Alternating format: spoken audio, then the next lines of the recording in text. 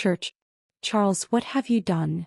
Another figure wearing the same red and white armor strode quickly to Charles and shouted angrily, "Why did you bring those outsiders to the church? You almost woke up Lady Saint. Didn't we agree to wait for her to awaken on her own?" Judging from the patterns on the armor, this was also a knight commander of the Holy Judgment Knights, of the same rank as Charles. Charles's face was extremely grim. He pushed away the questioning arm of this knight commander and said coldly, "You have no idea of their strength, Taylor. Do you think if I hadn't brought them here they wouldn't have come anyway?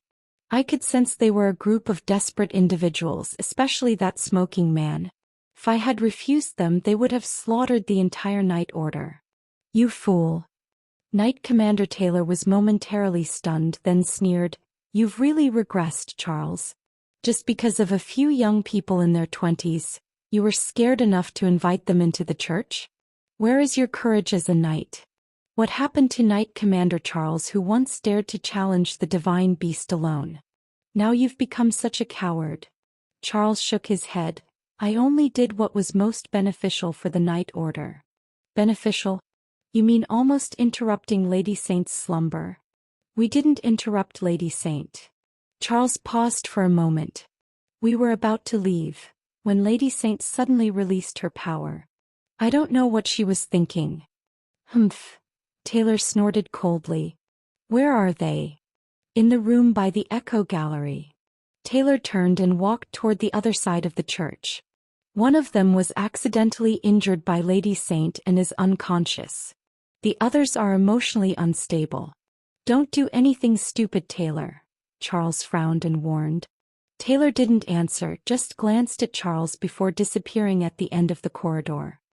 "How is Chia?" Shin Qingzhu stood in the Echo Gallery and frowned as he saw number 27 walking out of the room.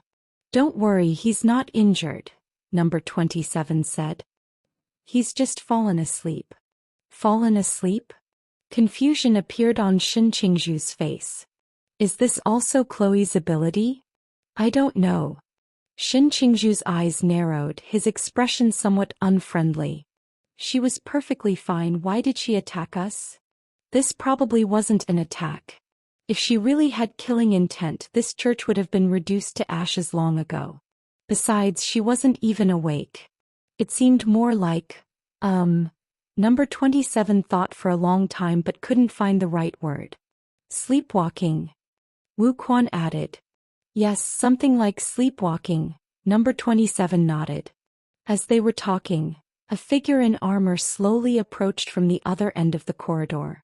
Wu Quan saw the armor and thought it was Charles, but upon closer inspection he realized it was an unfamiliar Western face. "So it's you who disturbed Lady Saint's slumber?" The figure walked up to the three and spoke coldly. Shin Qingzhu frowned slightly, uncomfortable with the other's tone. Just as he was about to say something, Wu Quan spoke first. "We didn't disturb her.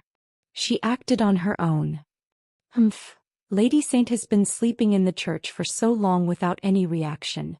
How is it that as soon as you appear, there's such a commotion?" Taylor's gaze swept across everyone's faces. "You should leave. Lady Saint and the Knight Order do not welcome you." "Leave? The person hasn't woken up yet. Where are we supposed to go?" "That's not my concern. Whether you carry him on your back or push him with something, you must leave this church immediately." Taylor's tone grew increasingly forceful. A flash of killing intent appeared in Wu Quan's eyes.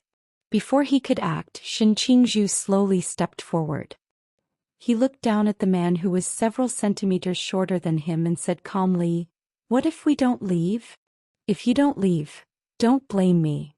Taylor clenched his right fist, and half of his armor's patterns gradually lit up. Wind sharp as blades swirled around him, howling as it struck toward Shin Qingzhu's face. Shin Qingzhu's eyes narrowed slightly. Just as Taylor's right fist was about to land, an invisible force suddenly restrained his body. His armored right hand froze in midair, as if an invisible giant hand had firmly gripped his form. "Are you seeking death?" Wu Quan's eyes were unfathomably deep.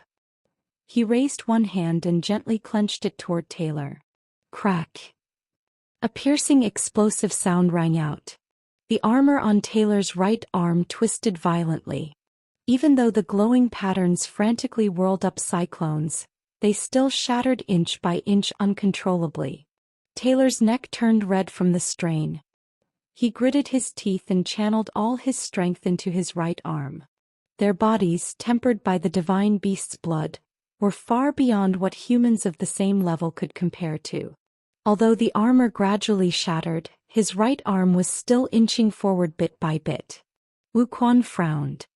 His Emperor's dominion, used to control human bodies, had always been invincible, but under these knights' special physique, it showed signs of being forcibly broken. Teach. A flash of killing intent crossed Wuquan's face. He raised his other hand, pinching his thumb and index finger as if holding an invisible baton, and lightly traced the empty air in front of him. Behind Taylor's rigid body, a mysterious figure holding a giant axe rapidly took shape. Whoosh! That mysterious figure swung the giant axe, the sharp blade creating dazzling sparks on the armor's surface, leaving a hideous bloody gash on Taylor's back. Taylor winced in pain, his right arm suddenly losing strength. His entire right arm twisted like a braided rope before violently exploding, splattering crimson blood all over the echo gallery floor. A shrill scream echoed throughout the church. Having lost his right arm, Taylor retreated several steps, looking at the 15 or 16-year-old boy with disbelief, seemingly unable to comprehend how a child of that age could possess such terrifying power. Was that legendary great Xia really so powerful? Wuquan had no intention of letting Taylor off.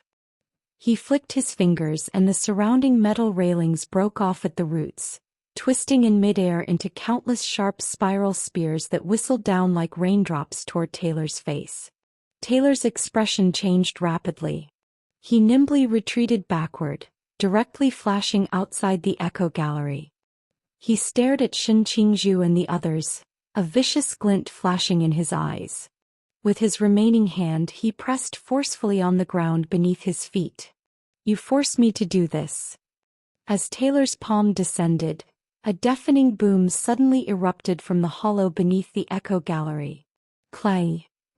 When Shen Qingzhu and the others had entered earlier, they had seen the structure of the echo gallery, which included not only the suspended circular corridor but also a massive bronze bell below, weighing at least 10 tons by estimation. Now with Taylor's movement, the bronze bell was violently struck, its thunderous sound like lightning exploding beside their ears, reverberating repeatedly under the circular dome. This bell sound had some unknown special quality that suddenly emptied Shen Qingzhu and the others' minds. By the time Shen Qingzhu regained his senses, Taylor's figure had already vanished. It hurt so much. Wu Chuan covered his ears as blood trickled down his face. He frowned, looking around in slight bewilderment. Where are we now? Shen Qingzhu turned to look and saw that their surroundings had completely changed.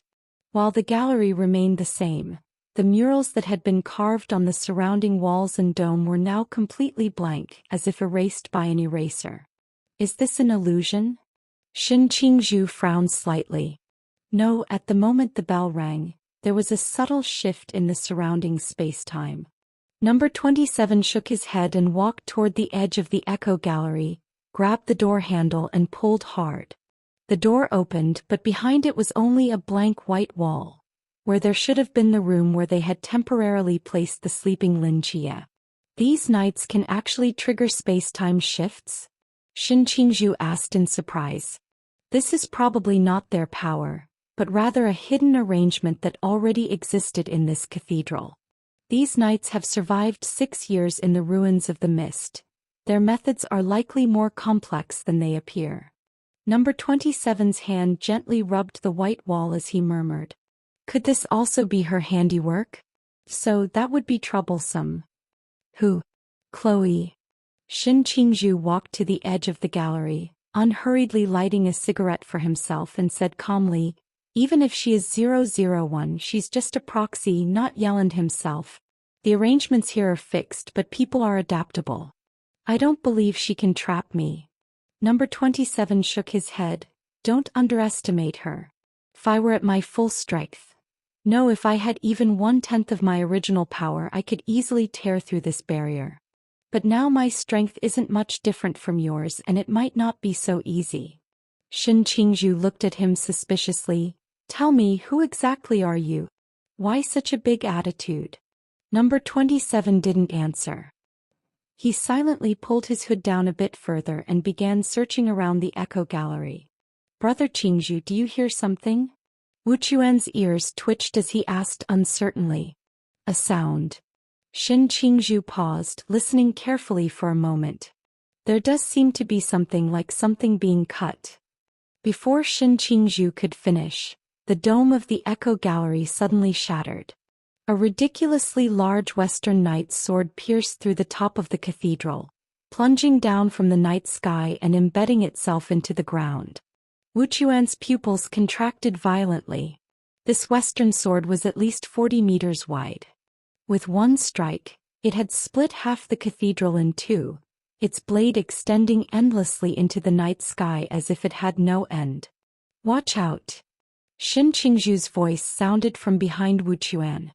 A powerful hand grabbed Wu Chuan by the collar, and then a fierce wind swept them up, carrying them out of the cathedral. The next moment, the giant sword swiftly slashed through, easily cutting a several 100-meter-long gash where they had been standing. Seeing this, Wu Chuan's face turned pale. He looked back to see Shin Qingzhu with 6 enormous gray wings on his back, carrying him as they flew through the night sky. At the same time, hundreds of meters away on top of a ruined bell tower, number 27's figure like smoke and mist materialized. That's the knight's sword, number 27 said gravely, staring at the giant sword that had descended from the heavens. His sword can become this large? It's not that his sword got bigger, Shin Qingzhu's brows furrowed tightly, then he continued. It's that we've become smaller. Meanwhile, in the cathedral, in the empty echo gallery, Taylor, covered in blood, gripped his sword with one hand and thrust it into the mural-covered gallery wall, his eyes filled with murderous intent. In front of him, on the mural, several tiny figures were rapidly flying across the flat painting. Taylor roared, bringing down his Western knight's sword repeatedly on the wall, leaving savage gashes across the mural. A figure appeared outside the echo gallery. Taylor, have you gone mad? Charles shouted angrily upon seeing the scene. You actually trapped them inside the echo gallery? Why shouldn't I? The Holy Maiden left these barriers to prevent the cathedral from being attacked by malicious outer gods or extremely powerful mysteries. To prevent disturbances to her slumber. But they have no hostile intentions. It was a mistake by the Holy Maiden. A mistake? When has the Holy Maiden ever made a mistake? She actively moved against these people. Can't you understand the meaning behind that? Taylor interrupted Charles. Charles stood frozen. Are you saying the Holy Maiden considers them enemies? How else would you explain all this? Taylor's voice gradually grew colder. The Holy Maiden's enemies are our enemies. Today these people must die. Taylor's knight's sword slashed through the mural, cutting away an entire section of wall along with the painting. Through the billowing dust, a 6-winged figure and a smoke-like shadow could be seen darting through the wall. Damn it, why are they so resilient? Taylor growled. Charles stood at the edge of the echo gallery watching Taylor's frenzied attacks, wanting to intervene but hesitating in place. Just then a low creaking sound came from nearby. Taylor's frenzied slashing suddenly paused. He and Charles both looked toward the source of the sound, where a figure draped in a deep red cloak slowly emerged from a doorway. Him. Taylor turned to question Charles. Wasn't he unconscious? Charles, looking at Lin Chia's freshly awakened face, didn't know how to respond. Lin Chia had indeed been unconscious earlier, and they hadn't expected him to wake up so quickly. Lin Chia shook his foggy head and looked at the two men before him. When he saw the western sword in Taylor's hand thrust into the mural, confusion appeared in his eyes. Then his gaze fell on the wall covered in slash marks, where he saw the three tiny rapidly moving figures. His brows furrowed tightly and a murderous intent rose in his eyes. "You'd better give me an explanation for this?" The atmosphere in the Echo Gallery instantly dropped to freezing point. Charles looked at the murderous Lin Chia, wanting to explain something, but in the current situation, any words seemed pale and powerless. Lin Chia stared intently at Taylor, who gripped his sword with a resolute expression on his blood-stained face. Half of his armor suddenly lit up, with fierce winds circling around him. At the same time, the knights stationed throughout the cathedral had their armor patterns light up one after another. They seemed to have received some kind of signal and rushed quickly toward the Echo Gallery. "It seems you don't intend to explain," Lin Chia said coldly. He rotated his neck slightly, his body making a series of cracking sounds. Stepping forward, he easily left a deep footprint in the stone floor of the Echo Gallery. Lin Chia narrowed his eyes, and a surge of killing intent swept through the cathedral. "Are you, the Holy Judgment Knights, tired of living?" As the words fell, Lin Chia's figure vanished from the spot. A deep red afterimage swept across the ground at a speed invisible to the naked eye, and in an instant his foot landed on Taylor's chest. Boom! A dull, thunderous sound echoed through the gallery. This kick brutally dispersed the hurricane surrounding Taylor. Even those razor-sharp wind blades couldn't harm Lin Chia's body in the slightest. After kicking away the hurricane's protection, Taylor's body flew backward like a cannonball, whistling through the air as he crashed through two walls before landing heavily in the cathedral's central hall. Dust billowed up everywhere. Taylor clutched his chest with one hand, struggling to sit up from the deep crater, and violently coughed up several mouthfuls of fresh blood. He looked down at his armor and saw that the chest area had been blown open with a large hole. Fortunately, the hurricane protection and the armor's strength had absorbed most of the force. Combined with his naturally strong physique, he was still able to move. Such terrifying power! What kind of monster is he? Taylor wiped the blood from the corner of his mouth, fear appearing in his eyes. Dense footsteps sounded as numerous knights converged from all directions, surrounding the central hall. A group stood beside Taylor, reaching out to support his swaying body, but he shook off their hands. Taylor stared intently at the gradually dispersing smoke, from which a figure wearing a deep red cloak slowly emerged. Lin Chia's gaze swept across his surroundings. At this moment, there were at least 70 or 80 people surrounding the central hall. If he wasn't mistaken, these were all the members of the Holy Judgment Knights. The knights held swords or spears, watching Lin Chia in the center with vigilance. The patterns on their armor lit up simultaneously: fire, frost, hurricane, lightning.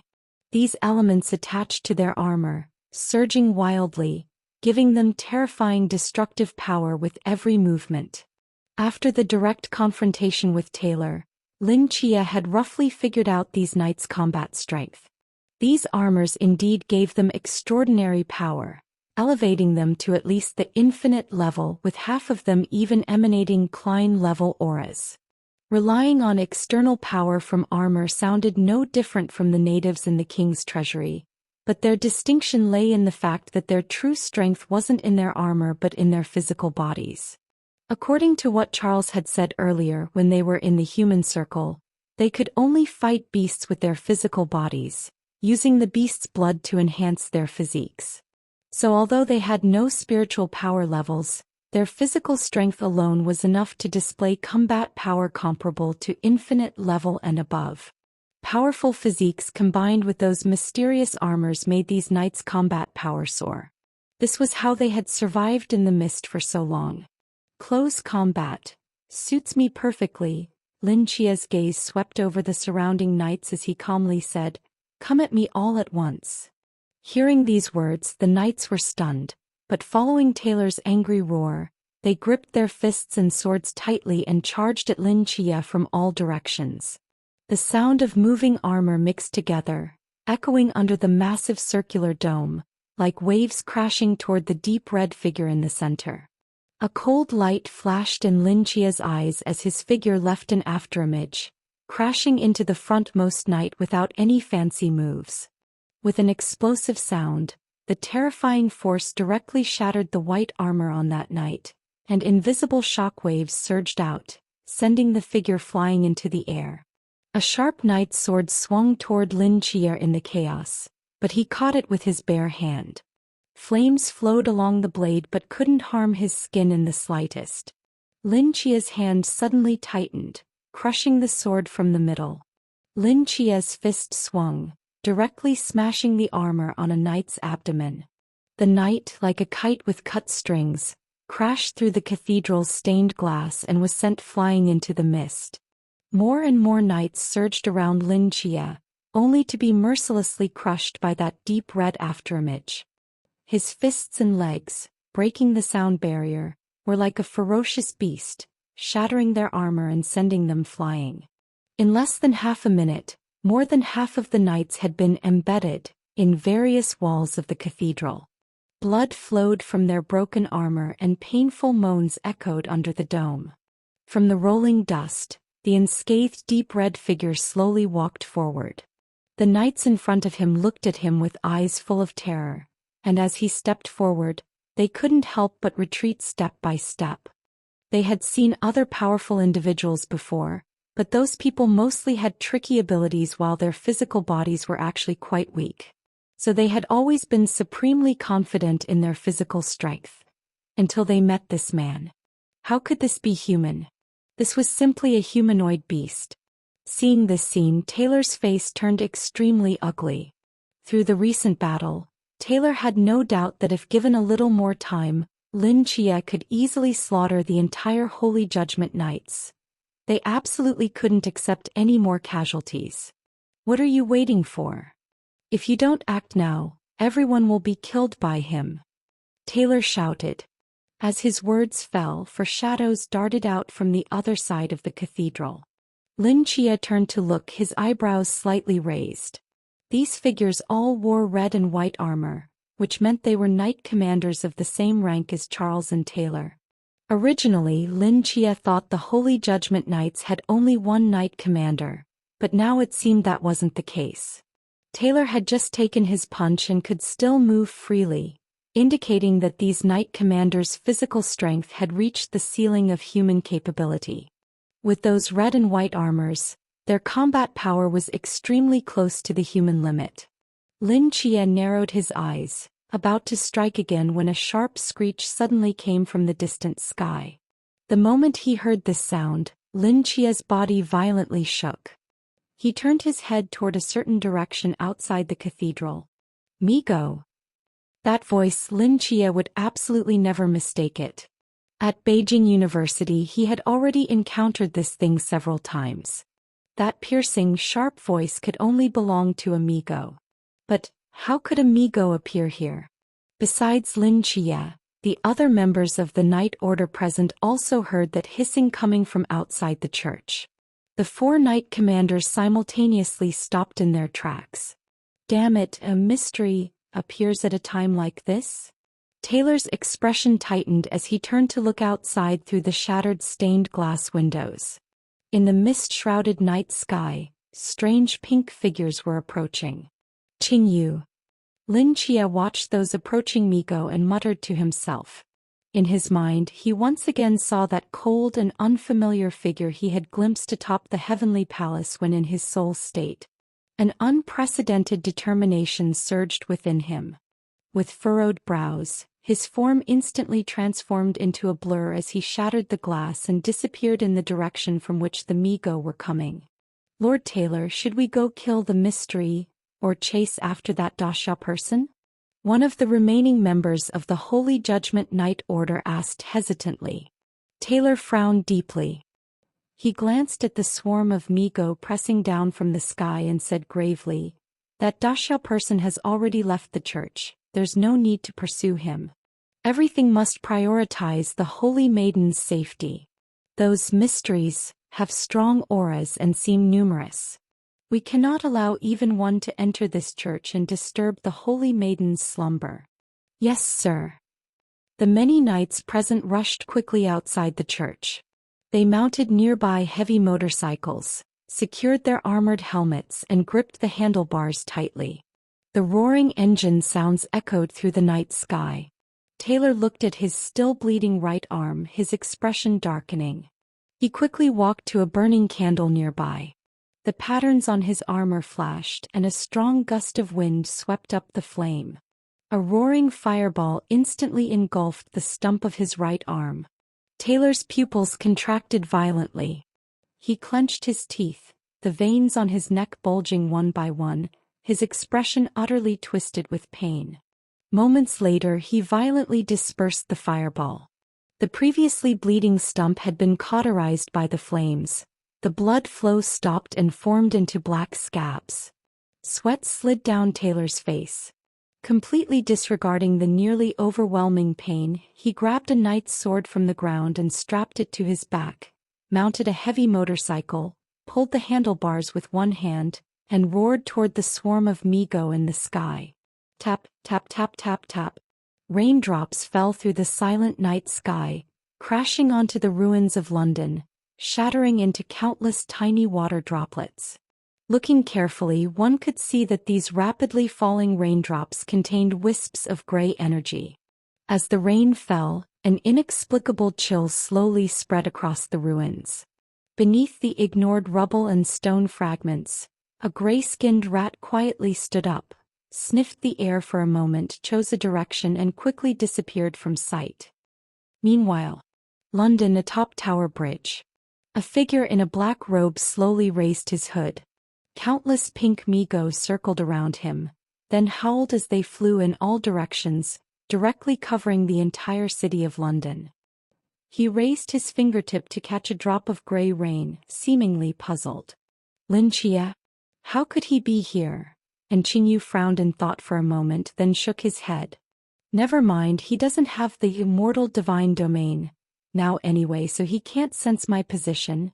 I'll just avoid him. As he finished speaking, he turned his head to look in another direction. Beams of bright motorcycle headlights pierced through the gray rain curtain. Amid the low rumbling sounds, dozens of armored knights charged in a fan formation directly toward the Mi-Go, filling the sky. Surging flames instantly engulfed a section of the ruins. And Qingyu narrowed his eyes. He lowered the hood of his black robe and murmured, "Found it." Boom. In the gray rain, a knight drove a heavy motorcycle flying past a broken wall jutting from the ground. Using the terrain to launch into the air, he swung his knight's spear, precisely aiming for a Mi-Go's head. The white armor patterns lit up in sequence as flames intertwined around the spear, stabbing without flourish into the Mi-Go's pink shell surface. The raging fire turned into a fireball that completely engulfed it. The Mi-Go's sharp screech emanated from within the fireball. The knight landed steadily on the ground with his motorcycle. He coldly glanced at the fireball, pulled the handlebars and continued charging toward the next Mi-Go. These mysteries emit Klein-level fluctuations, but their strength doesn't seem impressive, he said calmly. Don't underestimate them, Baron. A second motorcycle followed closely behind him as another knight warned. These mysteries seem different from what we've encountered before, and their numbers are extremely high. We must proceed with caution and not let even one escape. I know. Make sure to maintain formation and try not to be aloe. Before the final word, alone, could be spoken, space-time suddenly distorted behind this knight. A giant figure, somewhat charred on the surface, burst out from the distortion. Its slender limbs easily pierced through Knight Baron's shoulder, lifting him off his motorcycle like a hook. This sudden attack startled all the knights in the rear formation. As several limbs pierced through Baron's body one after another, agonizing screams filled the air. The next moment, the tentacles on the fleshy head burrowed into his 7 orifices. Baron's screams abruptly ceased. The Mi-Go suspended the armor-clad corpse, seemingly feeding on his brain. The body hung limply from its limbs, swaying like a pile of mush in the wind. Although the members of the Holy Judgment Night Order were battle-hardened in the mist, this silent attack and the bizarre, horrifying method of killing was something they had never witnessed before. Witnessing it at such close range, an unprecedented sense of terror washed over them. Kill! A knight in the middle of the formation suddenly came to his senses and roared furiously. A Western knight's sword wrapped in frost slashed violently at the Migo's neck, instantly decapitating it. But immediately after, the headless Migo bizarrely spun around, and a sharp limb directly pierced through this knight's forehead. In just the blink of an eye, 2 knights had died at the hands of the same Migo. Even though the combined attacks of the many knights eventually tore the Migo's body apart, the shadow of that moment continued to loom over all the knights' hearts. There are so many more," a knight hoarsely exclaimed. The other knights turned to look. Under the night sky, hundreds of Migo formed pink waves, howling as they approached. All the knights' hearts sank to the bottom of the valley. One Migu was already troublesome enough, but with hundreds appearing simultaneously, even if all of them had Klein-level combat power, completely annihilating them would be nothing but a fool's dream. Moreover, among them only fewer than 20 people truly had the ability to fight a Migu one-on-one. How is this possible? A knight commander standing on the church tower looked at the surging pink wave approaching from the distance, disbelief appearing in his eyes. How could so many Klein-level mysteries appear at once? How can we possibly hold them back? Whether we can hold them or not, we must. Another knight commander jumped down from another tower, forcefully drawing a heavy greatsword, his expression incredibly resolute. Even if we die, we absolutely cannot let these monsters touch a single hair on Lady Saint. The third knight commander, holding a shield in one hand and a sword in the other, walked to the main entrance of the church without saying a word, as steady and heavy as a mountain. "Where's Taylor?" "He's leading the charge at the front with the rest of the men. Under such terrifying numbers, the charge won't last long. Someone must hold this final line of defense. Are the 3 of us enough? By the way, where's Charles? Haven't seen him since the beginning." "Don't know. Damn it, this guy always drops the ball at critical moments." As the 3 knight commanders spoke, the pink wave had already rushed to the front of the 3 charging formations composed of dozens of knights in the distance. Despite the 3 charging teams' desperate resistance, a large number of Migu directly leaped over them, rushing straight toward the church.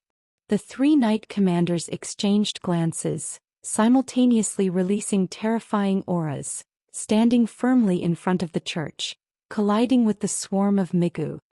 At this moment, inside the church in the Echo Gallery, Charles stood on the Echo Gallery with furrowed brows, his hands constantly searching the mural covered with sword marks, as if trying hard to find something.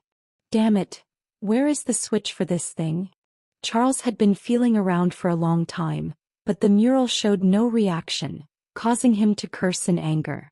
The barrier of this Echo Gallery was left by Chloe before she fell unconscious, but she only taught them how to trigger this barrier, not how to close it, which is why until now Charles couldn't get Shen Qingzhu and the others out from inside.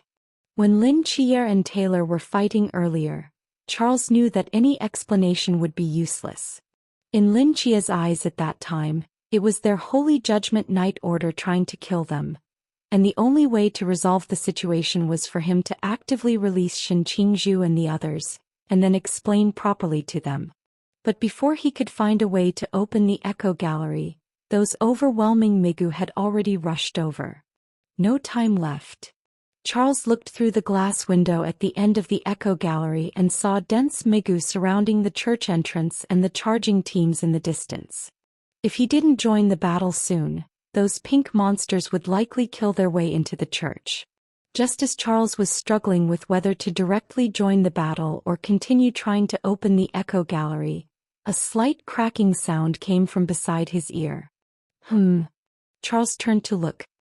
He saw a figure shrouded in smoke holding a short knife, stabbing into the surface of the sword-marked mural in one corner. Fine cracks began to spread across the wall.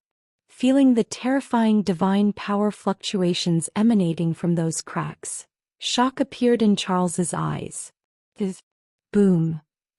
With a loud crash, the wall of the Echo Gallery exploded into pieces, along with the mural on it turning into dust, and 3 figures emerged from the void, landing steadily on the ground. I take back what I just said.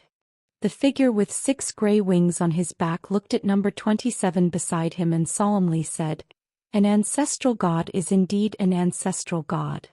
I, Junior Shin Qingzhu, truly failed to recognize Mount Tai. Number 27 put away the short knife and gave Shin Qingzhu a casual glance without saying much. Wu Quan looked around, confirming they had really returned, before sighing in relief. Just a few minutes ago the 3 of them were still trapped in that world. Shin Qingzhu and number 27 had searched separately for a way out but found nothing.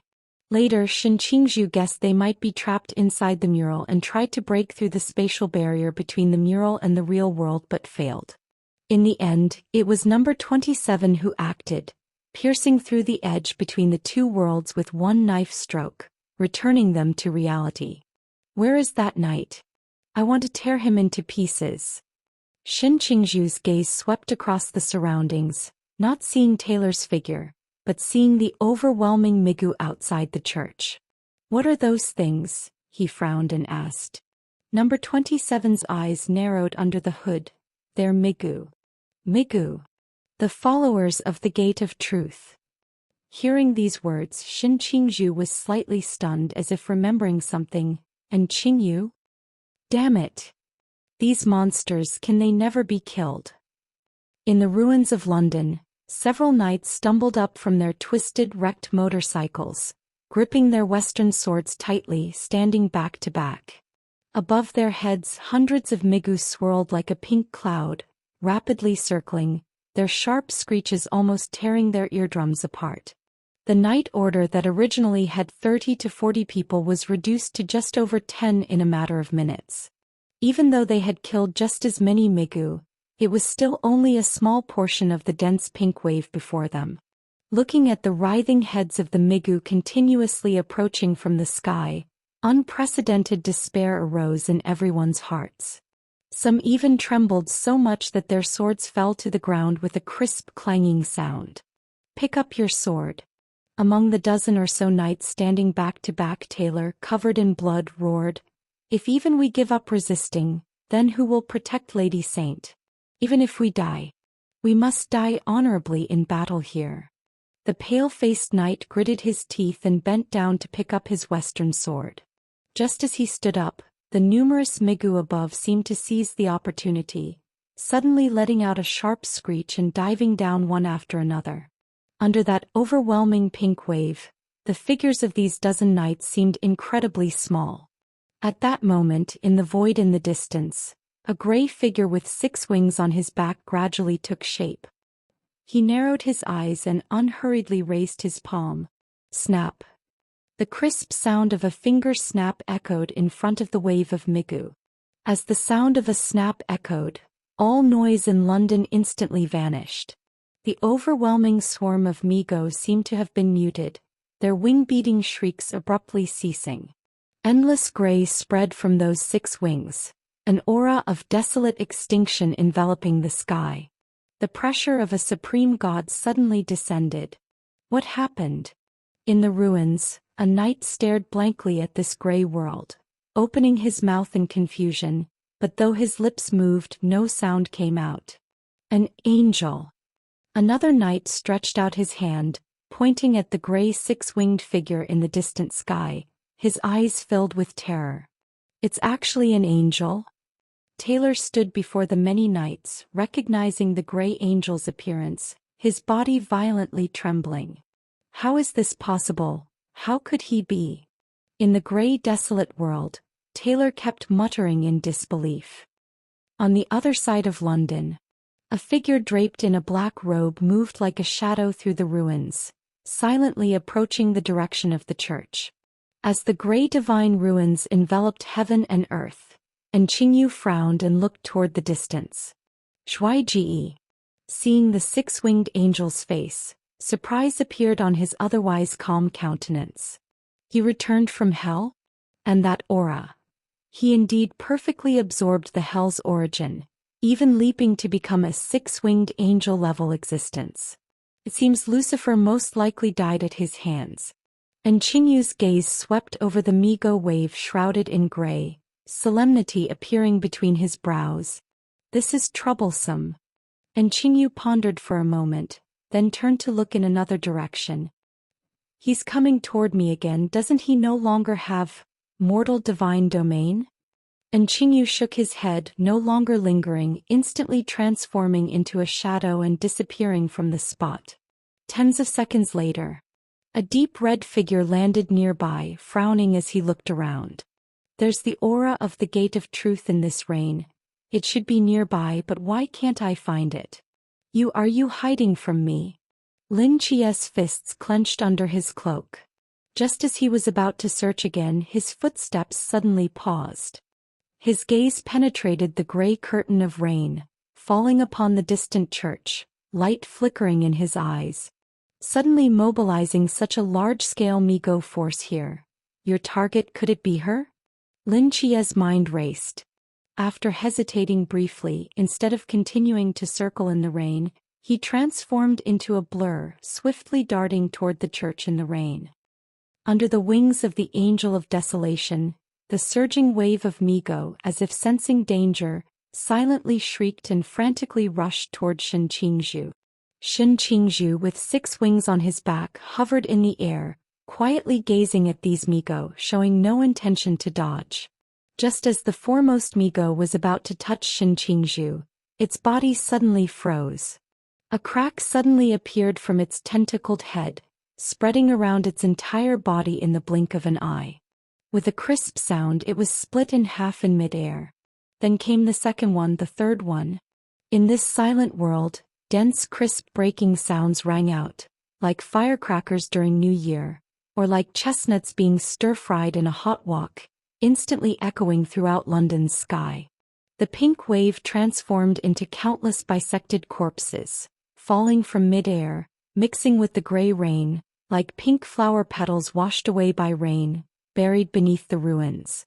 With just a snap of fingers, the vast majority of Mi-Go were annihilated. Seeing this incredible sight, the surviving knights were completely stunned. They never imagined that the smoking young man was actually a six-winged angel, and even the never-before-seen Angel of Desolation. Taylor held his knight's sword in one hand, his expression extremely grim. As the pink corpses fell to the ground from the sky, the six-winged angel slowly descended before the knights. Shen Qingzhu narrowed his eyes, slowly walking toward Taylor, not restraining his supreme god-level pressure at all, forcefully pressing it on Taylor's shoulders. Whether due to excessive blood loss or the overwhelming pressure, Taylor's face was extremely pale. Wearing broken armor, he endured and stood firm under the divine might without making a sound. Shen Qingzhu walked to the rigid Taylor, stopped and glanced at him indifferently. You have backbone, we'll settle our accounts later. As the words fell, Shen Qingzhu's six wings behind him gently fluttered, and his figure instantly vanished from the ruins. Only after his presence completely disappeared did Taylor groan, suddenly spitting out a mouthful of blood, his body staggering forward. Knight Commander. Seeing this, the other knights immediately reached out to support him, but were pushed away by him. Taylor looked back in the direction Shen Qingzhu had left, his back inside the armor already soaked with cold sweat. The gray rain poured down on the earth, misty vapors rising and merging with the gray fog, further reducing visibility across London. In the ruins, the constantly moving shadow suddenly sensed something and stopped. A figure streaked across the sky like a meteor, crashing into the ruins not far away with supreme god-level shockwaves spreading out. The fierce wind made the black robe flutter loudly. And Qingyu held his hat brim with one hand, his cold, serene gray eyes fixed on the distant ruins, his brows slightly furrowed. Amidst the dust and water vapor, a figure with 6 wings stood tall. With a gentle flutter of those wings, the surrounding ruins and dust were pushed away. Shin Qingzhu looked at the familiar black-robed figure and took a deep breath. Deputy Captain and long time no see. And Qingyu silently looked at him and after a moment finally spoke, "Don't block my way, Shui." "And if I do, what then?" Shin Qingzhu paused. "Will you kill me too, just like you killed Chao Yuan?" And Qingyu's gaze intensified, but he remained silent. Seeing in Qingyu's expression, Shin Qingzhu seemed to understand something and sighed deeply. "So, Chao Yuan was really killed by you? That doesn't matter anymore." And Qingyu said calmly, "I am no longer the deputy captain of Nightfall, and our positions differ. If you continue to obstruct me, I won't show mercy." Hearing these words, Shin Qingzhu's eyes narrowed slightly. Those gray wings expanded, seeming to melt into liquid flowing across the ground. A domain of desolate gray opened once more. Shin Qingzhu put a cigarette in his mouth, lighting it with a gentle rub. He took a deep drag, and the divine might of the Angel of Desolation mixed with the hazy smoke instantly filled the entire battlefield. "I'd like to see how you show no mercy." And Qingyu's gaze fixed on the domain surrounding him, a faint light appearing in his gray eyes as if analyzing something. Shin Qingzhu naturally knew his ability and had no intention of giving him time. He raised his hand and a pair of gray arms extended from the ground below, firmly grasping in Qingyu's ankles. At the same time, countless arms extended from this pair, frantically spreading over in Qingyu's body. These arms surged together like numerous miniature wings, engulfing his entire body in an instant. Under Shin Qingzhu's control, these arms wrapped into a cocoon, trapping in Qingyu firmly inside. But the next moment, these arms began to violently twist from within. These arms visibly deconstructed and reassembled into semi-transparent glass, hardening and solidifying. As a pale hand pressed against the glass surface from inside, the entire cocoon exploded with a boom. A black shadow darted out from within. Seeing this, Shin Qingzhu's expression remained undisturbed. He removed the burning cigarette from the corner of his mouth and gently waved it. A spark fell to the ground in the deathly still gray world, and all the air instantly combusted. A wall of flames hundreds of meters high rose up before him, completely engulfing the black shadow. But as the figure in the flames fixed its gaze, the firewall strangely collapsed into a shower of gray rain, drifting down onto the ruins. "So this is the power of the Gate of Truth." Shin Qingzhu's face grew solemn as he witnessed this defiance of natural law. And Qingyu landed lightly on the ground from the gray rain, when the roar of engines reached his ears. He turned to see several half-wrecked motorcycles speeding toward him. Most bizarrely, there were no riders on these motorcycles. They seemed controlled by invisible hands heading straight for him. Looking closer, Qingyu noticed that large amounts of explosives had been attached to the undersides of the motorcycles. He seemed to realize something and looked up at the sky. In the night sky, a 15 or 16-year-old youth was waving his hands like a conductor, and an invisible binding force enveloped Qingyu's body. At the same time, in the reflection of Qingyu's gray eyes, he clearly saw a figure shrouded in smoke, silently approaching him with a short knife in hand. "So there are accomplices." Seeing this, Qingyu's eyes flashed with brilliance. Beneath his black robe, his hands slowly formed a strange seal.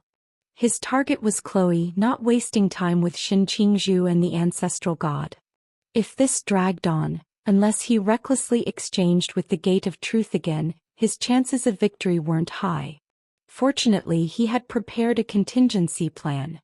As he formed the hand seal, Qingyu's figure visibly dimmed. Seeing this, Shin Qingzhu frowned. "Leaving so soon, Deputy Commander N? You are not my target," Qingyu replied calmly. "We will meet again someday." Before his words faded, a sharp blade light suddenly burst from the void behind Qingyu. Number 27, short knife in hand, materialized like a ghost, his law-infused blade piercing through Nchinyu's heart position, the blade protruding from his chest. Nchinyu merely frowned without shedding even a drop of blood. Number 27's knife-wielding hand sensed something amiss. He asked in surprise, "Where is your heart?" Nchinyu didn't answer. As a faint light flashed across his body, his form instantly transformed into a swarm of gray-skinned rats that scattered and disappeared into the misty gray rain. Where did he go? Wu Chuan's figure descended from midair and asked. It seems he prepared a substitute in advance. What a cautious fellow. Shen Qingzhu withdrew the domain around them and sighed deeply. In that respect he hasn't changed at all. Number 27 looked down at his bloodless blade, his brows furrowed beneath his hood as if deep in thought. In front of the church, a gray-skinned rat silently emerged from the ruins. A faint light flickered and misty fog gathered around it, gradually outlining a figure in a black robe. Nchinyu looked up at the majestic church through the rain curtain and walked straight inside. Who's there? Behind the church's great doors, the knight commander, who had just finished a fierce battle, suddenly turned toward the entrance. Crack! A fierce bolt of lightning cut through the gloomy rain curtain, casting the shadow of the black-robed figure against the sacred, magnificent wall. Water dripped from the hem of the black robe as he slowly stepped forward, pulling back his hood to reveal a calm young face. As he walked steadily forward, those gray eyes coldly swept over the three knight commanders. "You're in my way." Almost simultaneously, the patterns on the three knight commanders' armor lit up. The one wielding a great sword charged first, his blade cutting through the air with a low hum. A blinding lightning burst forth, transforming into a cross of lightning over 100 meters long, crashing toward Nchinyu's face. Nchinyu's figure instantly vanished from its spot. The lightning cross penetrated the ground, reducing the church's entrance and a distant patch of ruins to nothing. The next moment, that ghostly black shadow appeared behind the knight. A hand lightly touched the surface of the armor, and its patterns immediately dimmed. The solid armor suddenly twisted like a pretzel, and the body inside contorted with it. The sound of shattering bones echoed under the magnificent dome. Shattered armor mixed with fresh blood scattered throughout the church, and the black robe became stained with blood. In just one exchange, a knight commander had died at Nchinyu's hands. Seeing this, the other two knight commanders' eyes filled with terror.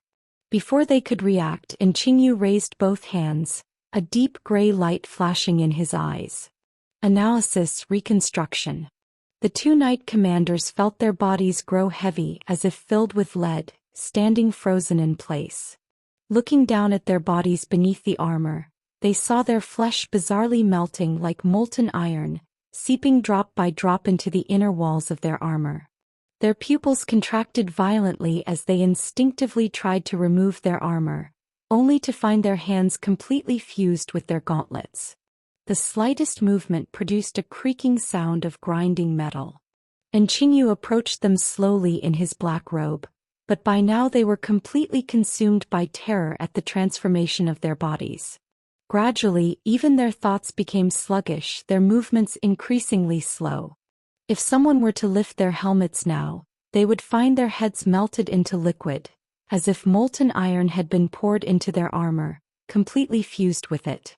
Seconds later, the two knight commanders stood motionless like statues, still gripping their swords and shields. Nchinyu calmly walked past the bodies of the two knights, heading deeper into the church. Is it here? Nchinyu's gaze locked onto a doorway. He placed both hands on the door, but instead of pushing it open, he lightly grasped it, instantly transforming the two several-ton doors into countless paper fragments that scattered throughout the church. He walked through the fluttering paper fragments and entered the room, where the reflection of a sleeping red-haired girl appeared in his gray eyes. Is this Yelen's proxy? Nchinyu raised an eyebrow. He had expected to engage in a great battle against Chloe, but surprisingly she had fallen into a deep slumber without any defenses. He stepped on the red carpet beneath his feet, walking step by step toward the sleeping girl on the stone platform. A sharp black scalpel slid from his robe into his palm.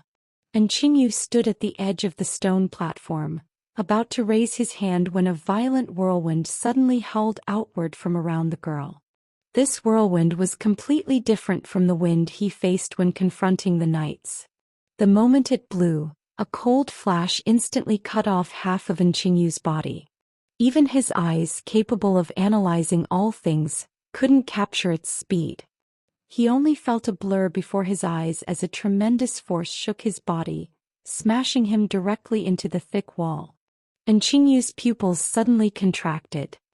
He forcibly freed himself from the cracks, but the next moment another wind blade sliced through the wall, tearing apart a corner of his black robe.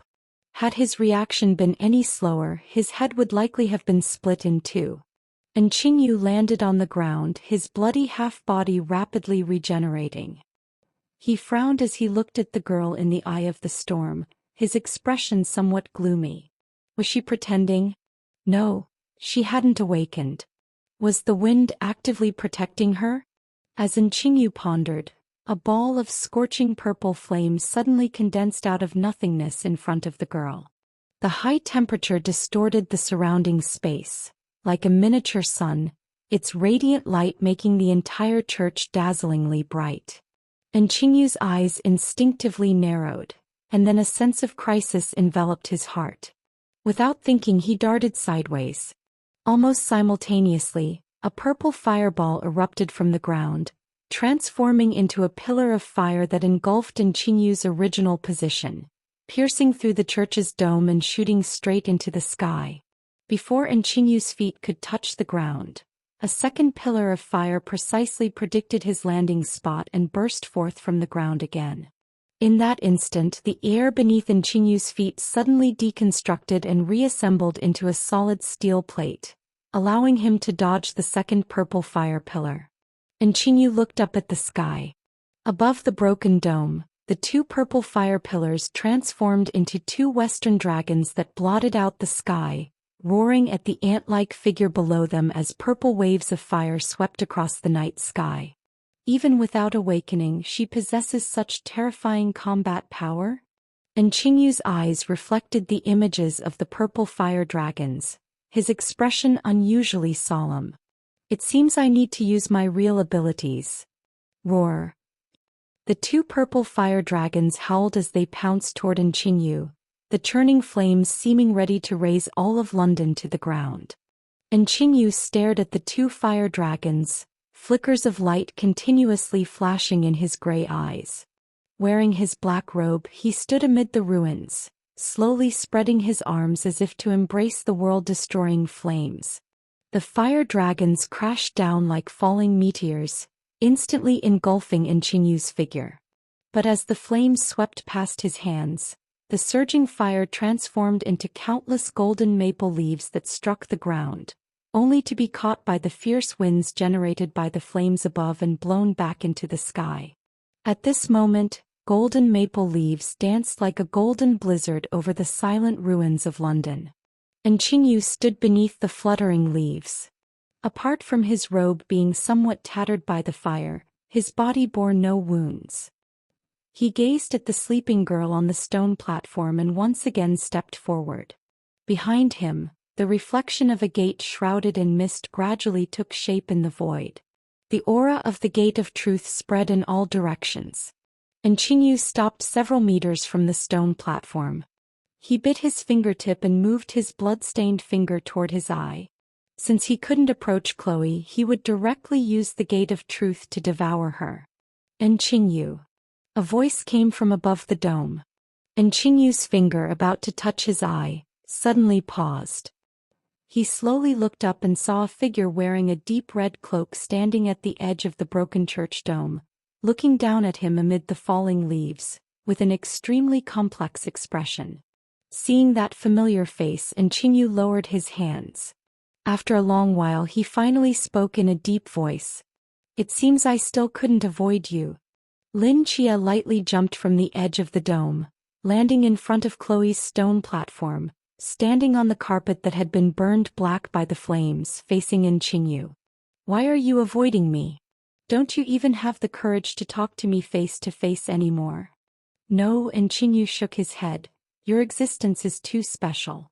Even without the mortal divine realm, you can create miracles again and again.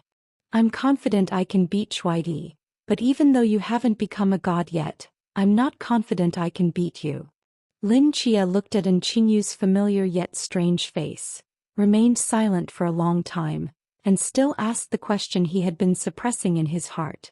Why? What? Why did you betray us? Lin Chia stared intently into Chinyu's eyes, hoping to see even the slightest hesitation in those calm gray pupils. But the answer he received was destined to be disappointing.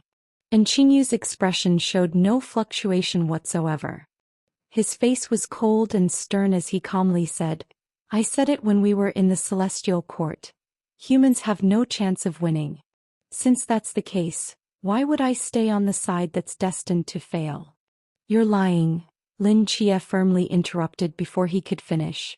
You are Chinyu, the one who would rather willingly enter the Juxian sword formation and have both body and soul destroyed to eliminate any possibility of door-key resurrection, the one who would rather self-destruct to escape from Miji's hands.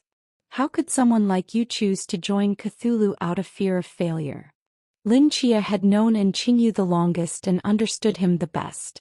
He didn't believe Chinyu would betray Xia for such a reason. Chinyu frowned and remained silent for a moment before continuing. The reason I made those choices in the past was because I hadn't seen the world beyond the gate of truth. But now I have witnessed truth with my own eyes. Some things cannot be resolved by simple death. Why are you so certain that we will definitely lose? Lin Chia asked in response. The black goat has already been severely wounded by 3 heavenly venerable and is near death. Although this has returned, it's not invincible. As long as the key to the door doesn't appear, our chances of victory are still high. You're wrong, Chinyu shook his head. What humanity faces has never been just chaos alone, but also an even more terrifying key to the door. Hearing these words, Lin Chia froze in place. How is that possible? Isn't the door of truth still not repaired? Where would a key to the door come from? Don't you understand yet? The key to the door isn't an ordinary deity as humans comprehend it. It is space-time itself, the embodiment of omniscience and omnipresence. Although at this moment the key to the door is still dormant, the key to the door that exists in some point in the past can directly reach across history to intervene in the present. The key to the door, being eternally dormant, is itself a paradox, because as long as it has ever existed, it is the ruler suspended above the river of time. Whether past or future, to it they are all just points within reach. The only difference is that in this time period, it has no physical form and can only act from a distance. The return of the Xia god over a year ago, the establishment of the Night Watchers over 100 years ago, and even thousands of years ago when the Champion Marquis established the Demon Suppression Bureau, historical events unreachable to us all happened under its watchful gaze. Even every word we're saying right now it can hear. The reason it hasn't intervened until now is simply because in the future it has calculated and foreseen, we don't have the slightest chance of winning. To it, we are just a race destined to fail, like jumping clowns struggling to survive on this planet. Lin Chia's pupils contracted violently. The key to the door, being the embodiment of space-time, an omniscient and omnipresent God. This description wasn't the first time he'd heard it, but only now did he understand what this title truly meant. In other words, everything that had happened to humanity so far was within the key to the door's expectations.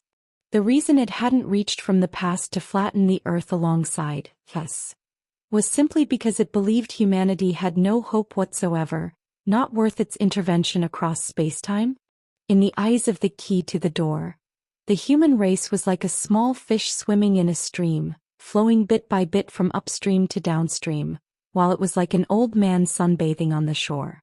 It wasn't in a hurry to hook this fish because it clearly knew the fish couldn't escape the net it had placed at the very end of the stream. In its eyes, humanity's defeat and destruction were inevitable. So, you want everyone to surrender? Lin Chia took a deep breath. Even if this is a war we're destined to lose, we will never give up fighting. Have you forgotten what belief sustained the Night Watchers when they fought against deities during that period when Xia had no gods? And Qingyu stared at Lin Chia without answering. I've explained what needed to be explained. He finally spoke after a long while. Step aside or I'll kill you too.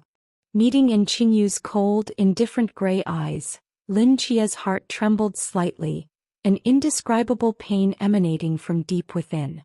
He knew that Qingyu was no longer the deputy captain he once knew. Even thousands of words of persuasion would be useless. Lin Chia could only shake his head and say solemnly, I'm sorry, but she is under the Night Watcher's special protection and cannot fall into the hands of the K system. And Qingyu's eyes narrowed to dangerous arcs. The fluttering fallen leaves ceased their dance. Gray rain fell on the leaf-covered ground with dull tapping sounds, and a murderous intent spread under the silent sky. If that's the case, don't blame me. And Qingyu spoke flatly. His figure vanished instantly, and the fallen leaves on the ground suddenly swirled upward. These leaves decomposed into purple poison mist in midair, frantically enveloping Lin Chia, who stood before the stone platform. Lin Chia recognized this purple mist. It was the mind-confusing poison they had encountered when fighting Balkrand in Suzhou City years ago. However, these poison gases had been improved and reconstructed by Qingyu, with toxin concentration at least 10,000 times stronger than the original. Even a major deity caught in this mist would go mentally insane and lose all reason. Lin Chia held his breath, stomped hard on the ground, and shot through the poison mist like lightning, flying toward the stone platform behind. At the edge of the stone platform, Qingyu's figure suddenly materialized out of nowhere. Seeing that Lin Chia had seen through his move, he frowned, and the poison mist floating in the air instantly transformed into solid snake-scorpion jaws, biting toward Lin Chia's body. Seeing this while in midair, Lin Chia tensed his entire body. Crackling sounds emanated from within as he twisted his body and threw a punch that shattered the giant jaws. Seeing that Lin Chia could still move freely in this poison mist, Qingyu's face showed surprise.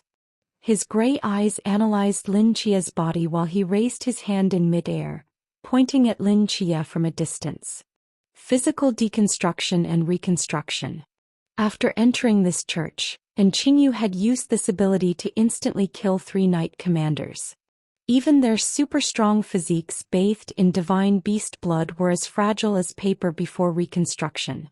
This was Qingyu's trump card against close combat enemies. But as his finger pointed, Lin Chia's form didn't change in the slightest. He howled as he flew out of the poison mist, crashing toward Qingyu like a cannonball.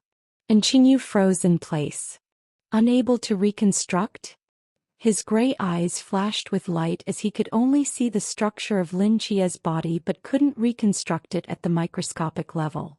The material that formed Lin Chia's physical body was far beyond the reach of his reconstruction ability. This momentary pause gave Lin Chia the opportunity.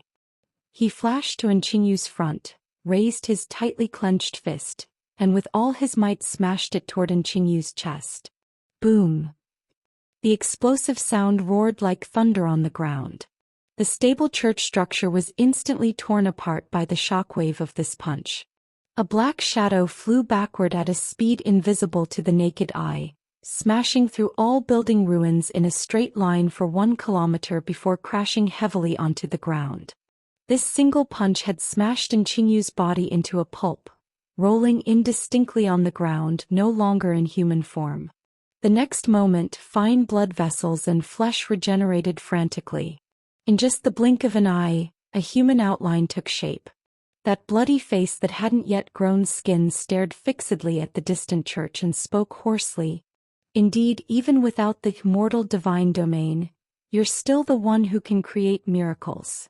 In the midst of the swirling dust, that deep red figure slowly walked out. "It seems your abilities appear to have no effect on me?" As the words fell, Lin Chia transformed into a blur, crossing the ruins in an instant, raising his fist once more before Qingyu. Bang! The second punch was thrown. And Qingyu's body, which had just been mostly repaired, suddenly had its crimson flesh solidify into mysterious black crystals, forming a massive shield in front of him. As Lin Chia's fist struck it, the impact produced a dizzying resonance. Dense cracks spread across the black crystal surface, shattering and spraying outward moments later.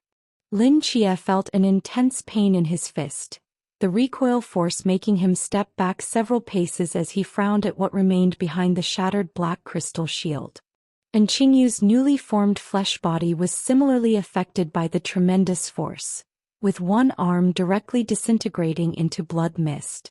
Before the flesh could regenerate and repair, he transformed into countless blood-red rats that scattered, reforming his shape hundreds of meters away. Skin reappeared on that hollow blood face as Qingyu gazed at Lin Chia in the distance, his expression extremely grave. Lin Chia's body couldn't be restructured, and he possessed monstrous strength and defense. From a certain perspective, this indeed greatly countered his abilities.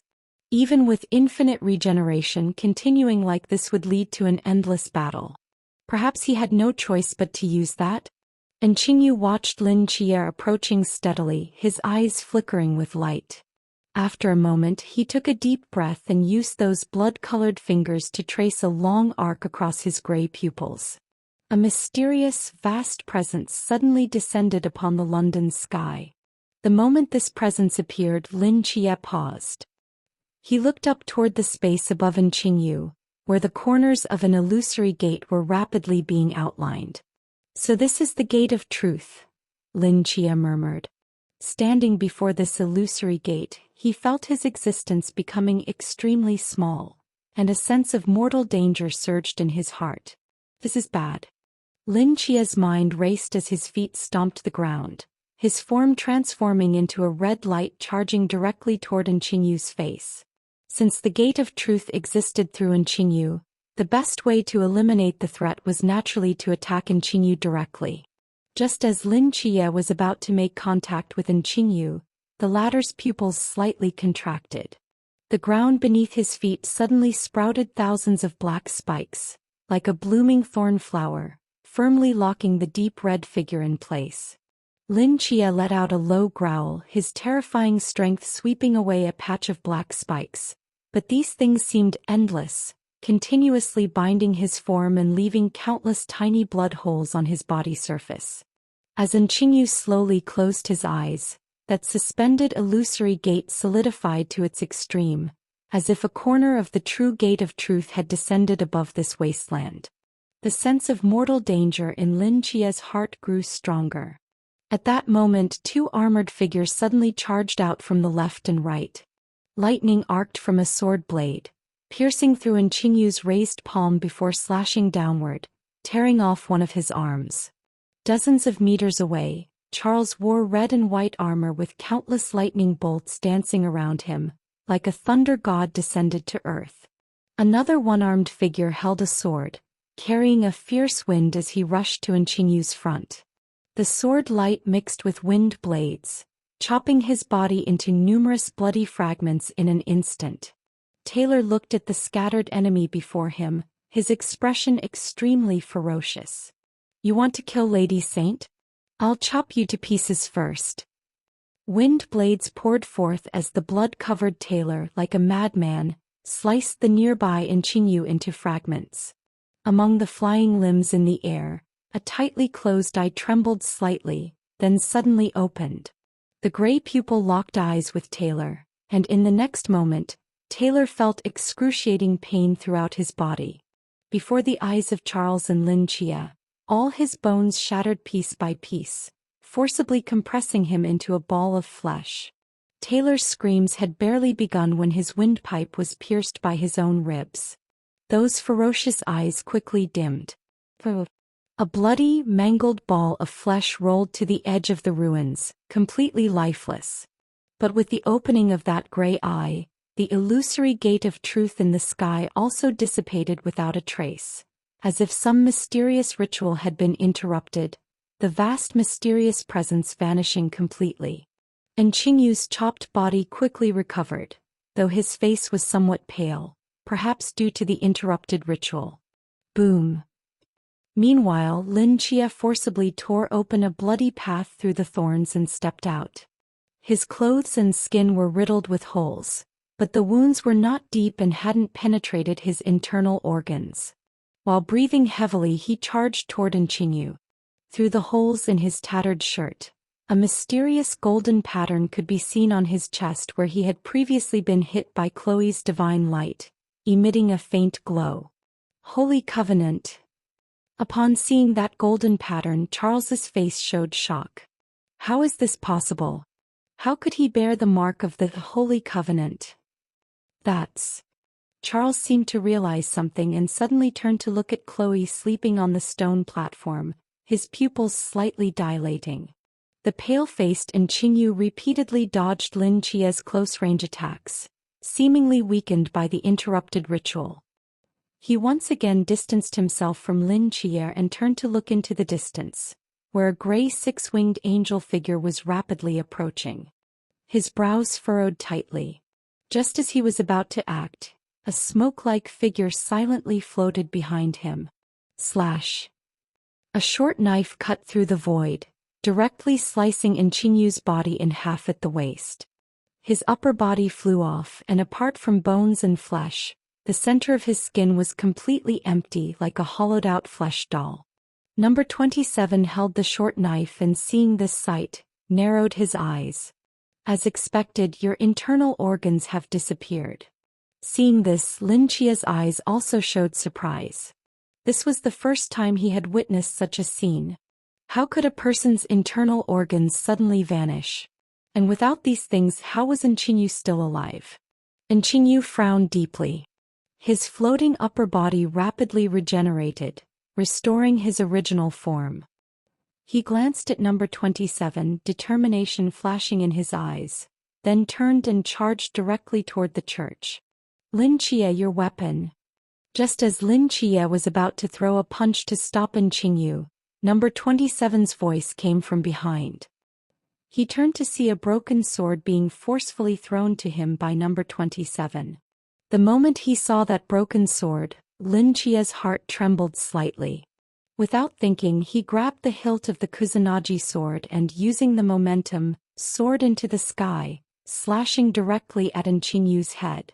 This sword, under Lin Chia's full strength, was incredibly fast. Qingyu only felt a cold sensation sweeping from his side, causing his hair to stand on end. He flashed to the other side like lightning, but still couldn't avoid the sharpness of this sword. The broken blade grazed his temple and a streak of crimson blood splashed through the air. After striking with one sword, Lin Chia's second strike followed immediately. Qingyu's gray pupils contracted, his form rapidly transforming into thousands of rat swarms, dispersing in all directions. The sword light passed through the rat swarms but left no trace. The rat swarms rolled over the ruins and finally gathered around the church, with Qingyu's form re-emerging. He touched his temple but the wound didn't heal. He stared at the blood on his palm, his expression somewhat complex. In mid-air, Qingju's form gradually descended, positioning himself with Lin Chia and number 27 in 3 locations, surrounding Qingyu. Come back to Great Xia with us, Deputy Captain N, Qingju slowly spoke. You have nowhere to retreat now. Qingyu's gaze swept around with no trace of panic in those gray eyes. Great Xia. Qingyu shook his head. I can't go back anymore. His right hand raised and pressed heavily on the ground. The next moment, dozens of meters away, the ground beneath the stone platform suddenly turned into quicksand, swallowing the platform along with the sleeping girl on it. At the same time, the space-time around Qingyu began to violently distort, and a spatial vortex bloomed behind him. Stop him! Lin Chia immediately flew forward. Xin Qingzhu and number 27 also moved simultaneously, rushing toward An Qingyu from 3 different directions. An Qingyu lightly lifted his toes, falling backward into the spatial vortex behind him. Those gray eyes stared at the rapidly approaching Lin Chia as he calmly said, "Goodbye, Captain Lin Chia." Lin Chia forcefully threw the Amino Murakumo sword in his hand, creating a terrifying sonic boom, but it only passed lightly through the fading center of the vortex. The figure wearing the tattered black robe had already disappeared. The 3 stopped in their tracks. The cold wind swept through the leaf-covered London, and the gray rain gradually dispersed. Lin Chia looked at the empty void before him, his fists tightly clenched. When it comes to escaping, he's always been very good at it. Xin Qingzhu sighed helplessly at the sight. He took Chloe away. Number 27 looked at the distant quicksand, his face under the hood extremely gloomy. "We can't just let him leave like this. I'll continue the pursuit." As the words fell, number 27's form transformed into a wisp of smoke and disappeared from the spot. "7 Knights, what do you say? Should we continue the chase?" Xin Qingzhu turned and asked. Lin Chia stood still and after a moment of silence shook his head. His spatial ability comes from the gate of truth, allowing him to cross extreme distances in an instant. Even if we chase now, we won't catch up, and even if we did catch up, we might not be able to detain him. Lin Chia slowly walked to a broken wall, picked up the Amino Murakumo sword from the ground, and looked at the remaining blood on the blade, bitterness appearing in his eyes. He clearly remembered that when he saw the future An Qingyu in hell, the other had a scar on his forehead, either from a sword or knife. At that time he wondered how someone with Qingyu's recovery ability could so easily be left with a scar. Now it seems that the one who left that scar on An Qingyu was himself. Then, what about them? Xin Qingzhu pointed to the side. On the scattered ruins, a few knights were kneeling before the quicksand where the stone platform had been, thrusting their knight swords into the ground, tears streaming down their faces as if repenting for something. After this great battle, the Holy Judgment Knights, originally numbering 70 or 80, now had only 8 left. Even adding Charles, there were only 9. The church was also mostly destroyed. Most crucially, their revered and protected Saint Chloe had been taken by An Qingyu. On this wasteland of ruins they had nothing left. Clang. After one knight finished his repentance, he suddenly pulled out the long sword in front of him and swung it directly at his own throat. The other knights followed suit, drawing their swords without hesitation, intending to atone with death. Xin Qingzhu frowned, his 6 gray wings behind him flapped forcefully, and the gale directly knocked the knight swords from their hands, embedding them in a distant broken wall. The knights were slightly stunned and turned to look. "Although I don't like the behavior of some of you, your sense of faith and loyalty is indeed praiseworthy," Xin Qingzhu calmly said. "To seek death like this would be too much of a waste." The knights looked at each other and shook their heads. Protecting Lady Saint was an oath we took years ago. Now that this promise has not been fulfilled, we naturally should atone with death. There's nothing wasteful about it. Previously, for Lady Saint's sake, we offended you all. On behalf of the other knights and Lord Taylor, we sincerely apologize. And please don't stop us anymore. Earlier, they had fought with Lin Chia and others because Saint Chloe actively attacked Lin Chia, causing some knights to mistakenly believe they were enemies rather than friends. But after the recent defensive battle, Lin Chia and the others' stance was unmistakable. The knights, though loyal, were not foolish, and by now they had realized their mistake. As the words fell, they slowly stood up, still resolutely walking toward the knight swords embedded in the ground. At this moment, a figure blocked their path. "Lord Charles, do you want to break the oath?" Seeing the figure in red and white armor, the knights frowned slightly. Charles's gaze swept over everyone and shook his head. "Our oath is not yet complete, so why would it be broken?" "Not yet complete. But Lady Saint has already been. Lady Saint has only been taken away, not harmed." Moreover, with Lady Saint's strength, if she truly felt in danger, how could she still not awaken until now? She deliberately let herself be taken by the attacker. Hearing the latter part of Charles's words, all the knights froze in place. What are you saying? Deliberately taken away. Haven't you noticed? Actually, Lady Saint had already awakened earlier. Charles extended his hand, pointing at Lin Chia. He is the best evidence. All knights turned to look at Lin Chia. On his tattered chest, a mysterious golden mark was emitting a faint light. Holy Covenant. Seeing this mark, all knights' pupils suddenly contracted. Holy Covenant? Lin Chia looked down at his chest in confusion. What is that? The Holy Covenant is a sacred, inviolable oath. Once a Holy Covenant is established, the promised content will definitely happen. This is the highest level of oath that the Holy Maiden can perform, consuming enormous power and cannot be used casually, Charles explained. The mark on your body consists of 3 lines, meaning the Holy Maiden consecutively established 3 holy covenants. With you, this is almost impossible. The gazes of the other knights toward Lin Chia also changed, from initial shock to confusion, and gradually transforming into reverence. Holy Covenant. Lin Chia murmured this name, looking toward where the stone table had been, his brows furrowing in confusion. The light that had emanated from Chloe earlier should have been the process of establishing the Holy Covenant with Lin Chia. But Lin Chia was completely unaware of this. He had just taken a nap, and when he woke up again, these 3 marks appeared on his chest with no other physical changes. He and Chloe were clearly meeting for the first time, or strictly speaking, he had only seen her. Why would she establish 3 holy covenants with him? What exactly did these 3 holy covenants promise? While Lin Chia was puzzled, Charles spoke again. Because the consumption is so enormous, the existence of any holy covenant signifies the Holy Maiden's trust and approval of the covenant bearer. You have 3 holy covenants, indicating that the Holy Maiden has entrusted almost all her power to the marks on your body.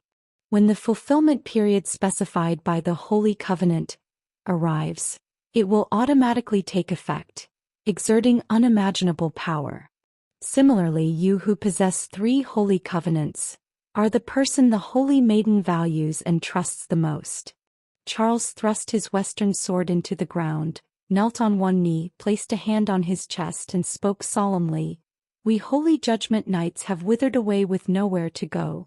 From today onwards I, Charles, am willing to follow you, my lord, and serve you unto death. The other knights also reacted, simultaneously facing Lin Chia, kneeling on one knee and declaring solemnly, we swear to serve you unto death. Serve me. Lin Chia found the scene before him puzzling. Isn't the Holy Maiden Chloe the one you believe in? She's missing now. Why aren't you looking for her? Why serve me? The Holy Maiden hasn't gone missing. She awakened when establishing the Holy Covenant with you. We don't know why she pretended to be in slumber, but I believe the Holy Maiden must have her own agenda. However, since she established 3 holy covenants with you, one of her intentions is for us to regard you as her presence and follow you. Lin Chia and Xin Qingzhu exchanged glances, both with somewhat strange expressions. These knights who survived the deadly battle with Migo were the elite of the Holy Judgment Knights, averaging Klein-level combat power. Charles's strength was even comparable to the human ceiling. If they were abandoned in the mist, it would indeed be too wasteful. Lin Chia had considered whether to bring them back to Great Xia, and was already thinking about how to persuade them to return to Great Xia territory, but the current scene disrupted his thoughts. Currently in Great Xia, there is indeed a team designation that remains vacant. Shen Qingzhu pondered aloud. Since the hibernation plan was activated against Nightfall and Mask, the special squad numbers 004 and 005 had become vacant. 005 was reserved for the 6th Reserve, while 004 remained unfilled. Although the training camp sent new recruits to the Night Watchers every year, the quality of recruits varied annually. To cultivate another batch of top-tier newcomers like Lin Chier and Fong Mo to rebuild a squad couldn't be achieved with just time and resources. It also required a lot of luck. These knights plus Charles totaled exactly 9 people. If the Holy Judgment Knights could directly fill the 004 vacancy, it would relieve a lot of pressure from other teams, including the Phoenix squad. Lin Chie's gaze swept across these knights, as if seriously considering something. As the director of special operations, he needed to view this matter from a leadership perspective while wielding his authority. Charles and the others' strength was undeniable, but would they show the same loyalty to him and Great Xia as they did to Chloe? Could they adapt to Great Xia's environment? After pondering for a long time, Lin Chia finally spoke. In that case, come back with us. From today, I appoint you as the 7th Reserve Team with a 1-year probationary period. If you meet my requirements after a year, you'll be officially designated as Special Squad 004, under my direct command. Charles and the others were stunned. They didn't understand terms like Reserve Team, 004 or probationary period, but this didn't prevent them from understanding the last sentence. We will follow your arrangements, my lord. The knights bowed their heads solemnly. After returning to Great Xia, stop calling me my lord. Lin Chia shook his head. From now on, call me Director Lin. Yes. In the mist. Elsewhere. Intense spatial disturbances rippled across the sea surface, and a figure wearing a tattered black robe stepped out. And Qingyu raised his hand, and a floating stone platform carrying a sleeping red-haired girl slowly descended from the sky. As the base of the platform touched the sea surface, it was instantly deconstructed and reassembled into a giant ice floe several meters thick. Standing on the ice floe, and Qingyu looked down at the still sleeping red-haired girl, his gray eyes flickering with faint light. Although this girl was asleep, she seemed to be constantly protected by wind and fire. Trying to break through these protections to take her life was not an easy task. In the urgency, and Qingyu could only bring her along with the stone platform to this place. Such amazing abilities. It would be good if I could dissect her, and Qingyu murmured. Is that so? A voice suddenly appeared in Qinyu's mind. His pupils contracted sharply as he whirled around to scan his surroundings. On the empty sea surface, apart from the endless mist and churning waves, there was no trace of any figure. And Qinyu's gaze swept across the water inch by inch but couldn't find the source of the voice. He seemed to realize something and frowned as he looked toward the stone platform. Chloe was still lying quietly on the white velvet, but her previously closed eyes had somehow silently opened. A pair of ruby-like eyes were smilingly looking at Qingyu. The next moment, a fair hand pressed lightning fast against Qinyu's chest. Boom! A tremendous force transmitted from her palm, directly shattering Qinyu's chest. His body flew backward rapidly, and in the blur, a white shadow seemed to follow Chloe's fingertips into his wound. The shattered flesh gradually regenerated in the air, and Qinyu's figure fell into the sea, instantly freezing a patch of water into ice. Moments later, a blood-colored silhouette slowly rose from the center of the ice layer. Were you pretending? As the wound on his chest gradually healed, Qingyu frowned at the red-haired girl standing up from the stone platform and spoke coldly. Yes, I was pretending, Chloe chuckled lightly. Otherwise, it wouldn't be easy to ambush you. It's not easy to deceive my eyes either. Qingyu paused briefly, his injuries now completely healed. Besides, all your elaborate scheming didn't have much effect on me, did it? Chloe smiled without saying a word. On the thick ice layer, 2 figures stood facing each other. Qingyu stared at the girl before him and after a moment's hesitation, raised his blood-stained finger to his eyes. Chloe possessed the 001 Divine Ruins, currently known as the strongest god in the world, and was suspected to have lived through an extremely long period of time. Facing such an existence, and Qingyu dared not show the slightest carelessness and immediately prepared to use his full power. So you're summoning the Gate of Truth again? Chloe raised an eyebrow. In your current state, can you summon it a second time today? Why not? And Qingyu replied calmly. It just requires more sacrifice.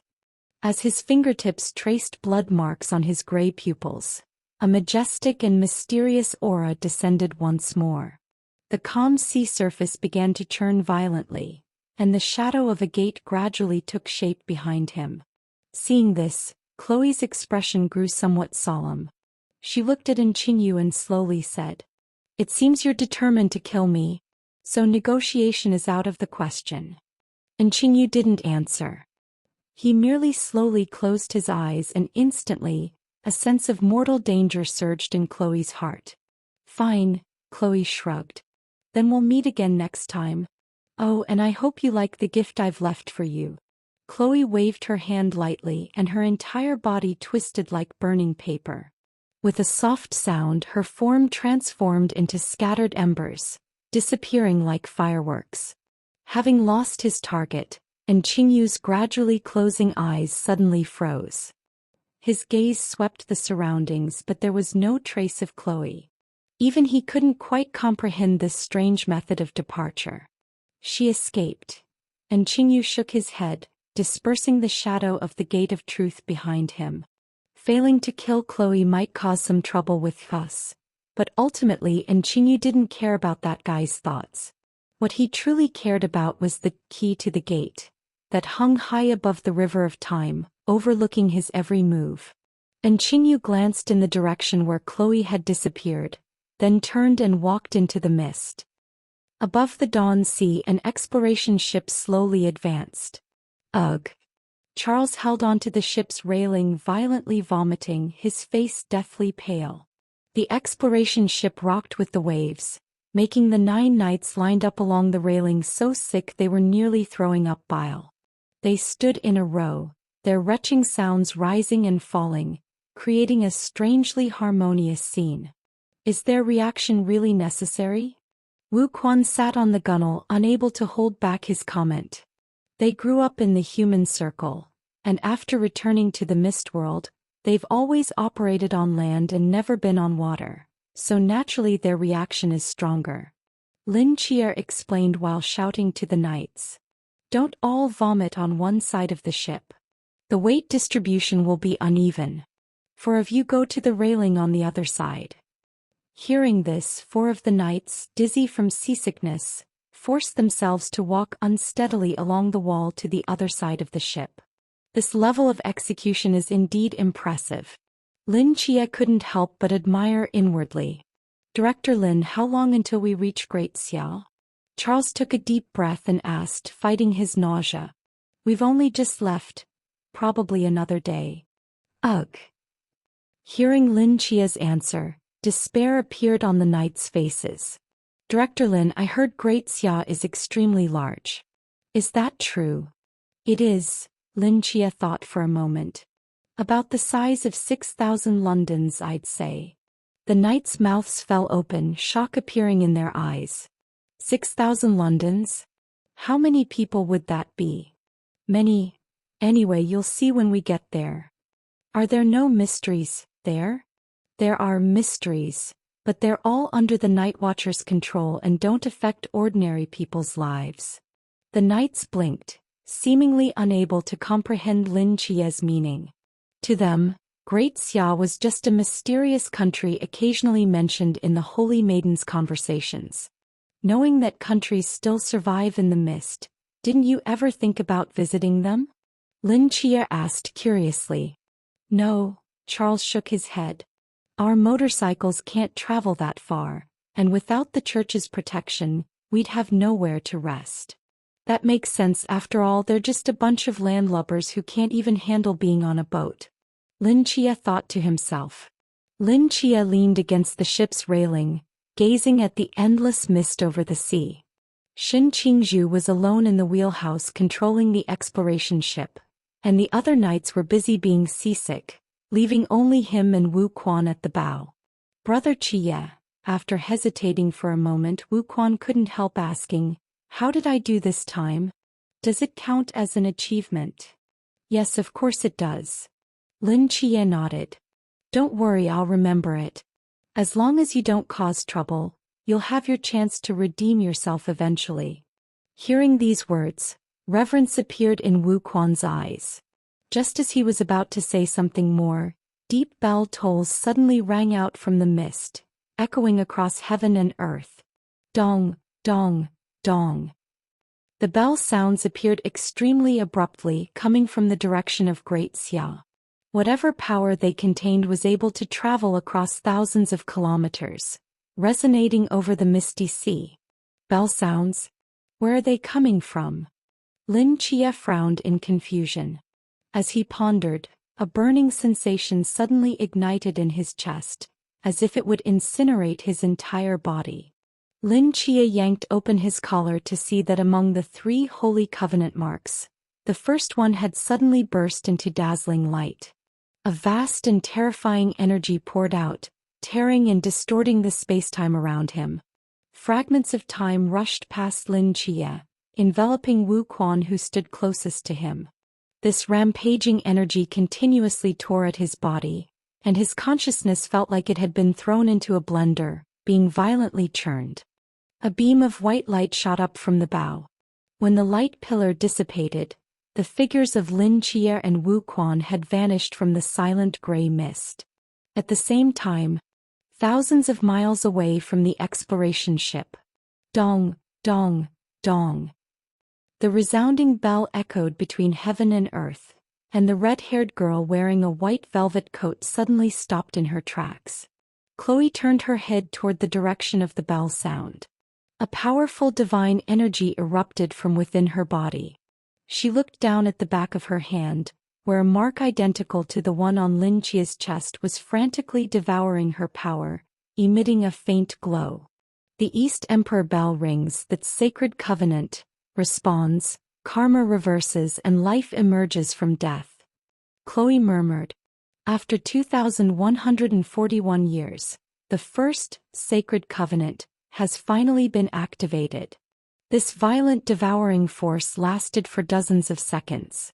When the last ray of light flashed, she groaned and violently spat out a mouthful of fresh blood, her face extremely pale.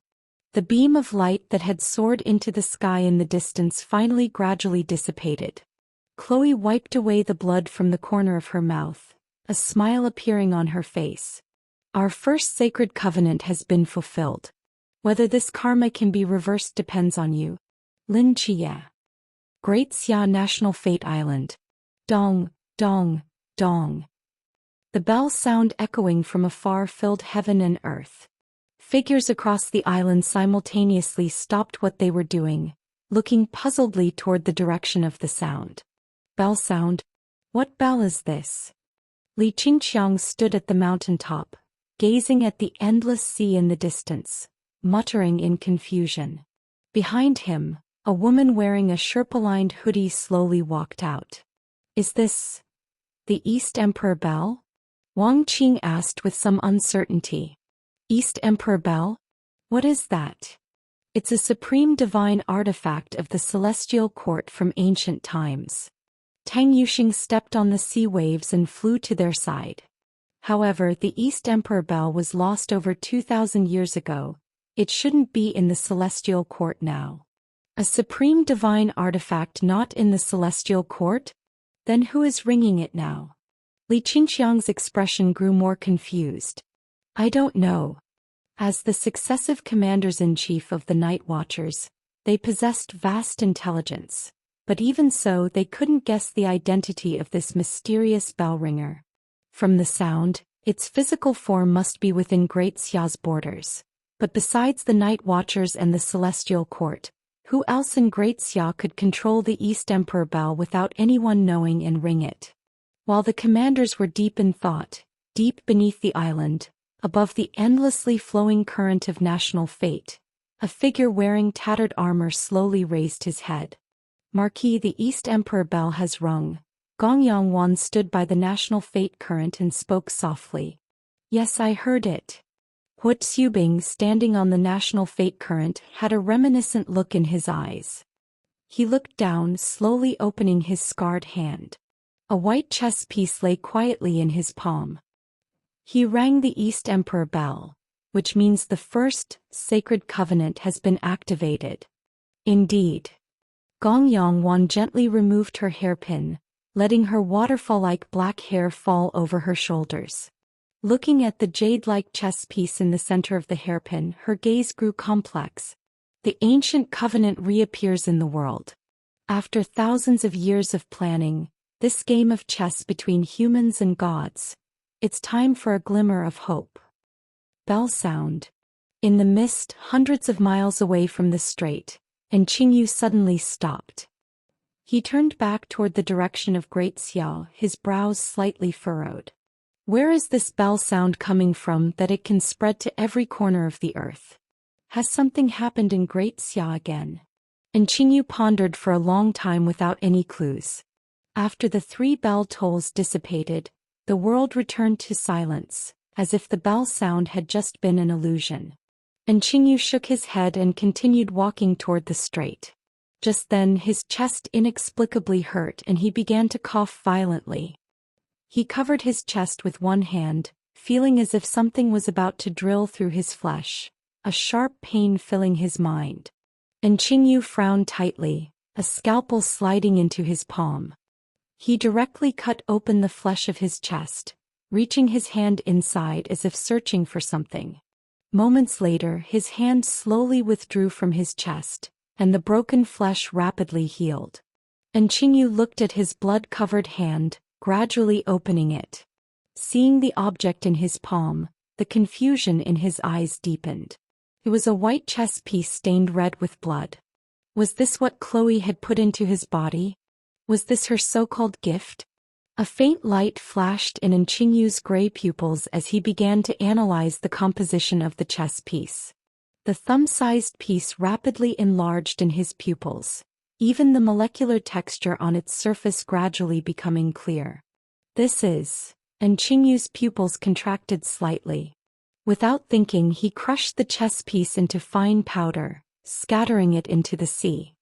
He watched the chess piece fragments gradually disappearing on the sea surface, his eyes narrowing slightly, lost in thought. After a long time, he silently turned around and disappeared between the reflections of the strait. Great Xia Celestial Court. It's the East Emperor bell. Jiang Zia heard the bell sound, a flash of shock in his eyes. The East Emperor bell has appeared in the world again? The sound source is within Great Xia's borders. Why haven't we detected it all these years? And now, who is ringing the bell? Several golden immortals exchanged glances, simultaneously soaring into the sky, flying swiftly in the direction of the bell sound.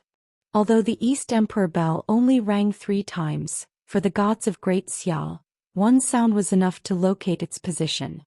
Several streaks of light crossed the sky in succession, approaching a certain place in Great Xia from different directions. As the sound of the East Emperor bell gradually faded, a range of mountains appeared in the god's vision. What place is this? Qilian Mountains. Qilian Mountains. What's special about this place? Nothing. We've never sensed any divine energy here, and even humans rarely set foot here. As the Golden Immortals discussed, they had already followed the bell sound to find its source. It was on a peak of the Qilian Mountains. Amidst the white snow, an ancient and magnificent bronze bell was slowly coming to a stop in the wind and snow. That was the supreme divine artifact lost by the Celestial Court thousands of years ago, the East Emperor bell. There's no mistake, it's the one, Taizhenren said, but the aura here has been concealed by some being. If it hadn't revealed itself, we might not have detected it even being so close. As the Golden Immortals landed before the East Emperor bell, a figure slowly emerged from behind it. Flying dust swirled around as Lin Chia slowly opened his eyes. He stared at the hazy yellow sky above, his thoughts seemingly frozen. After a long while he struggled to stand up, but as soon as he raised his head, An intense wave of dizziness overwhelmed him. Ugh! Lin Chia suddenly bent over and dry heaved. Throughout his life, Lin Chia had never been prone to motion sickness. Not in cars, planes, or boats. But now he truly understood what it meant to feel so dizzy that he could almost vomit out his stomach. He remained sprawled on the ground for a full 10 minutes before he could barely manage to stand up. What kind of place is this? Lin Chia's gaze swept around, seeing nothing but desolate, uninhabited yellow earth as far as the eye could reach. Wasn't he on the exploration ship in the mist before? Lin Chia clearly remembered that before losing consciousness, he had been on that exploration ship returning to Great Xia. He had heard 3 bell tolls from the sea, and then a burst of light had exploded from his chest. As if remembering something, Lin Chia looked down at his chest. Of the 3 marks that had been there before, only 2 remained. The third had faded almost completely, as if someone had wiped it away. Sacred covenant? Lin Chia's brows furrowed tightly. According to Charles, sacred covenant was a sacred, inviolable oath. Once established, it would inevitably come to pass. But what had this disappeared covenant done? Why had it transported him from the exploration ship to this place? Question after question arose in Lin Chia's mind. He walked around the area, but within several kilometers, there was no sign of human habitation. This place seemed like the edge of a desert with barely any vegetation in sight. Lin Chia climbed a small mound and gazed into the distance. Suddenly, he spotted a pair of legs sticking out of the ground near a boulder about a few hundred meters away. After staring for a moment, Lin Chia's mouth twitched violently. Wu Quan. Without another word, Lin Chia rushed to the boulder and shattered it with his bare hands. There, a young man lay unconscious in the gap between the rocks, covered in blood. Lin Chia first checked his breathing. The good news was that he was still alive. The bad news was that he probably wouldn't be for much longer. How could this happen? Lin Chia's gaze swept over his body. Wu Quan's skin was covered with strange wounds, as if slashed by something. Several of his bones were broken and his body was limp, his breath as thin as a thread. Where did these injuries come from? Lin Chia looked at his own body and realized that he also had some bruises. However, his physical body was so robust, and he had been so distracted by suddenly arriving in this strange place, that he hadn't noticed his own injuries. Both he and Wu Quan were injured. Perhaps the covenant had caused negative effects on their bodies during the transportation process? Lin Chia had no time to think further. He immediately carried Wu Quan on his back, chose a direction and began sprinting across the barren land. With such severe injuries, Wu Quan might not last long. He needed to leave this place quickly and find somewhere to treat him. At full speed, the landscape rushed past. Before long, black dots appeared in Lin Chia's vision, resembling some kind of low buildings. As he got closer, Lin Chia discovered they were small earthen houses without windows, only small doors. Around the houses were broken wooden fences, standing firm against the swirling yellow sand. People. Lin Chia's eyes brightened. He landed lightly in front of one of the earthen houses and knocked on the wooden door. Knock, knock, knock. After a moment, a figure slowly emerged from behind the door. Who are you looking for? It was a middle-aged man who appeared to be in his 40s or 50s, wearing coarse cloth garments. His skin was dark and rough, his back hunched, and his height barely reached Lin Chia's chest, giving him a malnourished appearance. Hello, may I ask where this place is? Luohun Hill. Which city is this? City. The man was puzzled. Oh, West Market is 10 li east of here. I mean, which province? Which city? The man eyed him suspiciously. What province or city? From here 15 li north is Shui County. If you want to ask about anything, just go there directly. Shui County. As Lin Chia muttered this name before he could gather his thoughts, the man closed the door. Hearing the words Shui County, and considering the man's clothing and the architecture, a certain idea flashed through Lin Chia's mind. but he quickly dismissed it. Couldn't be possible, could it? Lin Chia shook his head, located north, and sped off. 15 li might be far for ordinary people, but for Lin Chia, it was just a moment's journey. Through the swirling dust, Lin Chia's footsteps landed on a mound of earth. Looking at the ancient city wall standing on the yellow earth in the distance, his mouth involuntarily fell open. Not far from Lin Chia stood a city wall built of earth and stone, its surface uneven. An arched gate opened in the center of the wall, with many people dressed in coarse cloth lined up in 2 rows, gradually entering the city. Occasionally, figures dressed in bright silk and satin could be seen, galloping into the city on horseback. On top of the city wall, dozens of armored soldiers looked down at the people below, as if on alert for something. "Am I not dreaming?" Lin Chia murmured. The scene before him completely exceeded Lin Chia's understanding. Although modern times preserved many ancient city attractions and film sets, most could easily be identified as reconstructions. But the city before his eyes was clearly a genuine ancient city. Combined with what the man had said earlier, that bold idea resurfaced in Lin Chia's mind. That covenant had not only made him cross space but also the river of time? How could this be possible? Even Wang Mian, as the god of time, could only perform short-term reversals. What dynasty was this city from? Han, Tang, Song? Regardless of which dynasty, the gap between it and Lin Chia's era was over 1,000 years.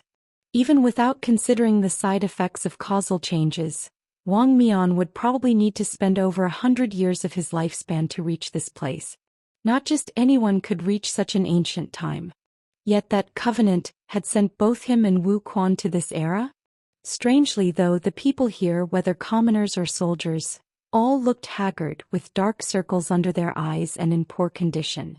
He wondered if it was due to malnutrition. Lin Chia, carrying Wu Quan on his back, quickly descended the hill and stopped a man who appeared to be a merchant. "Hello, may I ask which dynasty this is?" The merchant gave him a strange look. "The 6th year of Yuanshou." Yuanshou. Lin Chia's face remained puzzled. He wasn't well versed in history, and hearing this reign title, he still didn't know which dynasty it belonged to. Just as he was about to ask more questions, a voice called out from the distance. "The champion marquis is entering the city." Champion marquis? These 3 words fell on Lin Chia's ears like a thunderclap. In the history of Great Xia, only one person was ever given this title. Hua Xubing. Since Hua Xubing existed in this era, this must be the Western Han Dynasty. He had actually been brought to the Western Han Dynasty by the Holy Covenant. Lin Chia looked in the direction everyone was staring at and saw that about 4 or 5 li away from the city gate, a dense army had already set up camp. 4 fine horses kicked up dust as they galloped toward the city gate. At the same time, the commoners who had been queuing in front of the city gate waiting to enter automatically moved to both sides, leaving a spacious path into the city. As the 4 mounted figures drew closer, everyone finally saw their appearance clearly. In the lead was a young general wearing armor, looking no more than 24 or 25 years old. Yet his eyes held a resolve and sharpness that didn't match his age, and a bright red battle robe fluttered behind him as his horse galloped. "It really is him." Lin Chia's eyes lit up when he saw that familiar face. The Hua Xubing before him was almost identical to the Hua Xubing he had seen in the National Fate Island. The only difference was that this young general's expression lacked a hint of the vicissitudes and depth. Hua Xubing rode a white horse, holding a black iron chain in his hand. At the other end of the chain was a woman wearing prison clothes. This woman's face was covered in dust and mud, making it impossible to see her features. Her pale prison garments were wrinkled and disheveled. A heavy shackle was sealed on her shoulder with messy black hair scattered over it. Her figure swayed slightly with the jolting of the horse. Behind them were a strong, powerful lieutenant and a scholar wearing Confucian robes with a gentle smile. These 4 stopped at the gate of Shui County. The lieutenant spurred his horse forward to the city wall and shouted loudly, Where is the county magistrate? The lieutenant's voice was like thunder, incredibly loud, immediately frightening the surrounding onlookers back several steps. The soldiers on the city wall exchanged a few words, and one of them quickly rushed into the city. Seeing the reaction of the surrounding commoners, Hu Xubing frowned slightly. "You Wu." The lieutenant froze, coughed twice and lowered his head somewhat guiltily. A moment later, a round man wearing official robes appeared behind the city gate and respectfully bowed. "This humble official is the local county magistrate Zhao Liang. What are the Marquis's orders?" The lieutenant cleared his throat and spoke as gently as possible. "Before sunset, prepare for us half a gin of rooster blood, 3 gin of dried ginger, 7 black dog teeth and 10 gin of mugwort. Oh, and a table of fine food and wine." Rooster blood, dried ginger, black dog teeth, mugwort? The magistrate's eyes were full of confusion. "What does the Marquis need these for?" The Marquis needs them, so just go prepare them." "Why so many useless questions?" The lieutenant's voice rose again, painfully vibrating people's eardrums as he said fiercely, "Perhaps you no longer wish to be county magistrate?" Hearing the latter half of the sentence, the magistrate's expression changed dramatically, and he immediately replied, "Yes, this humble official will order someone to prepare them right away." "Wait." A deep voice came forth. The magistrate looked back to see the young general on the white horse speaking solemnly. "During a military campaign, alcohol is forbidden. Besides those items, just prepare a table of good food." "Yes." The magistrate hurriedly ran into the city with his subordinates to search for the materials Hu Xubing needed. Hu Xubing rode his white horse slowly into the city, with the lieutenant and the Confucian scholar following closely behind. Only the shackled woman remained standing in place. Hu Xubing frowned and spoke coldly. "What? Do you want me to kill you right now?" An icy killing intent released from Hu Xubing's eyes, causing the temperature at the city gate to suddenly drop. A hideous lightning bolt flashed across the clear sky, followed by a thunderous boom. Crack! The daylight dimmed and the surrounding commoners showed terror on their faces. Feeling Hu Xubing's killing intent, the woman, still wearing shackles, slowly followed behind the 3 men into the city. Seeing this, Lin Chia wanted to call out to Hu Xubing, but after a moment's hesitation he stopped himself. In this era Hu Xubing didn't know him at all. Even if he rushed up like a prophet and spoke about many future events, he couldn't prove his identity. The things he knew were too distant for anyone to verify, and based on his understanding of Hu Xubing, it would be difficult to gain his trust in a short time. Most critically, Wu Quan's condition couldn't wait much longer. Lin Chia glanced at the pale-faced Wu Quan behind him, then instantly disappeared from the spot. He bypassed the main gate of the city wall and came to an unguarded section of the high wall. With a powerful push of his feet, he leaped over the dozens of meters high wall and entered the city. His current clothing and appearance didn't resemble those of Han Dynasty people at all. If he entered through the main gate, he would inevitably encounter trouble, but jumping over the city wall posed no difficulty for Lin Chia. As Lin Chia's figure disappeared into the city, Hu Xubing, riding on the main road, seemed to sense something and slightly turned his head in the direction Lin Chia had left. His eyes showed a puzzled expression. "Marquis, what's wrong?" asked the lieutenant. "Nothing." Hu Xubing shook his head. "Let's find a place to rest first." "The brothel is in that direction," the Confucian scholar said seriously, pointing to a tall building in the distance. "What brothel?" "It's fine if you're promiscuous, but don't drag the Marquis into it." The lieutenant glared at him fiercely. "If you dare corrupt the Marquis, I'll chop you up." Hey, that's not fair. How is it corrupting the Marquis if he comes to the brothel with me? Besides, the Marquis isn't that young anymore." "Enough." Hu Xubing calmly interrupted the scholar's words. "The county magistrate has already found a restaurant for us. We'll go there directly. I'll follow the Marquis's orders." Inside the city, Lin Chia stopped in front of a medical clinic. He quickly walked in, placed Wu Quan on the table and turned to the apprentices and doctors in the clinic, saying, "Save him." An old man looked at the blood-covered Wu Quan, paused slightly, stepped forward to feel his body and checked his pulse for a while, his expression somewhat grave. "Can you save him?" Lin Chia asked solemnly. "It's possible, but the silver." "Silver." Lin Chia felt his empty pockets, remained silent for a moment, then walked directly to the clinic's entrance and locked the door. He turned back to look at everyone in the clinic, punched the ground creating a web of cracks, assumed the posture of a bully and said fiercely, "I have no silver, but if you can't save him, you'll all accompany him in death." Wu Quan's injuries were more severe than Lin Chia had imagined.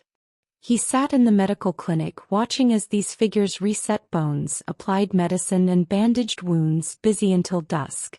When the elderly man in charge wiped his sweat and sat down in a chair, Lin Chia stepped forward. "How is his condition?"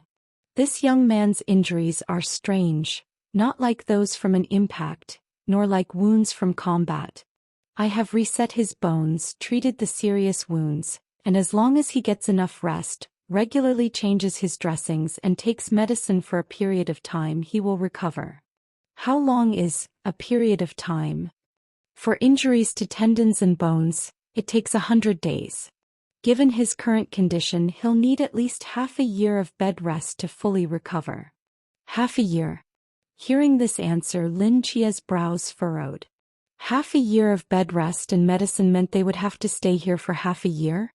No, he still didn't know why they had come to this era, nor how to return. There were too many mysteries facing Lin Chia, and there were many things to do in the modern world. How could they peacefully recuperate here for half a year? If he left Wu Quan here alone, Lin Chia wouldn't be at ease.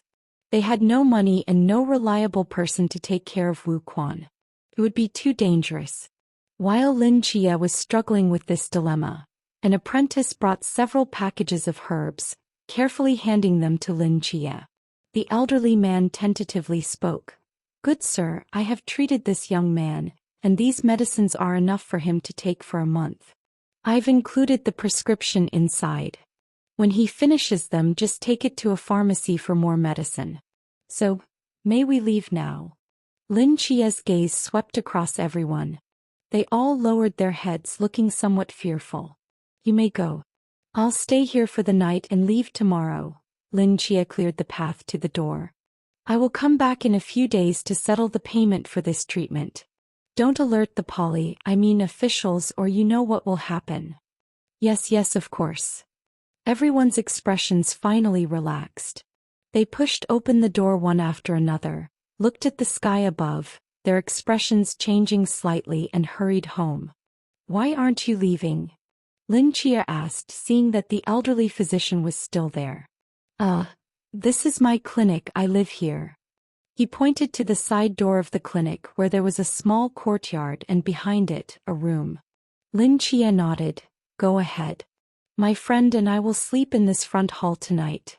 We won't disturb you." "Good sir." The elderly man who had treated Wu Quan was about to leave but hesitated for a moment before turning back. "If you stay here overnight, be sure to lock all doors and windows.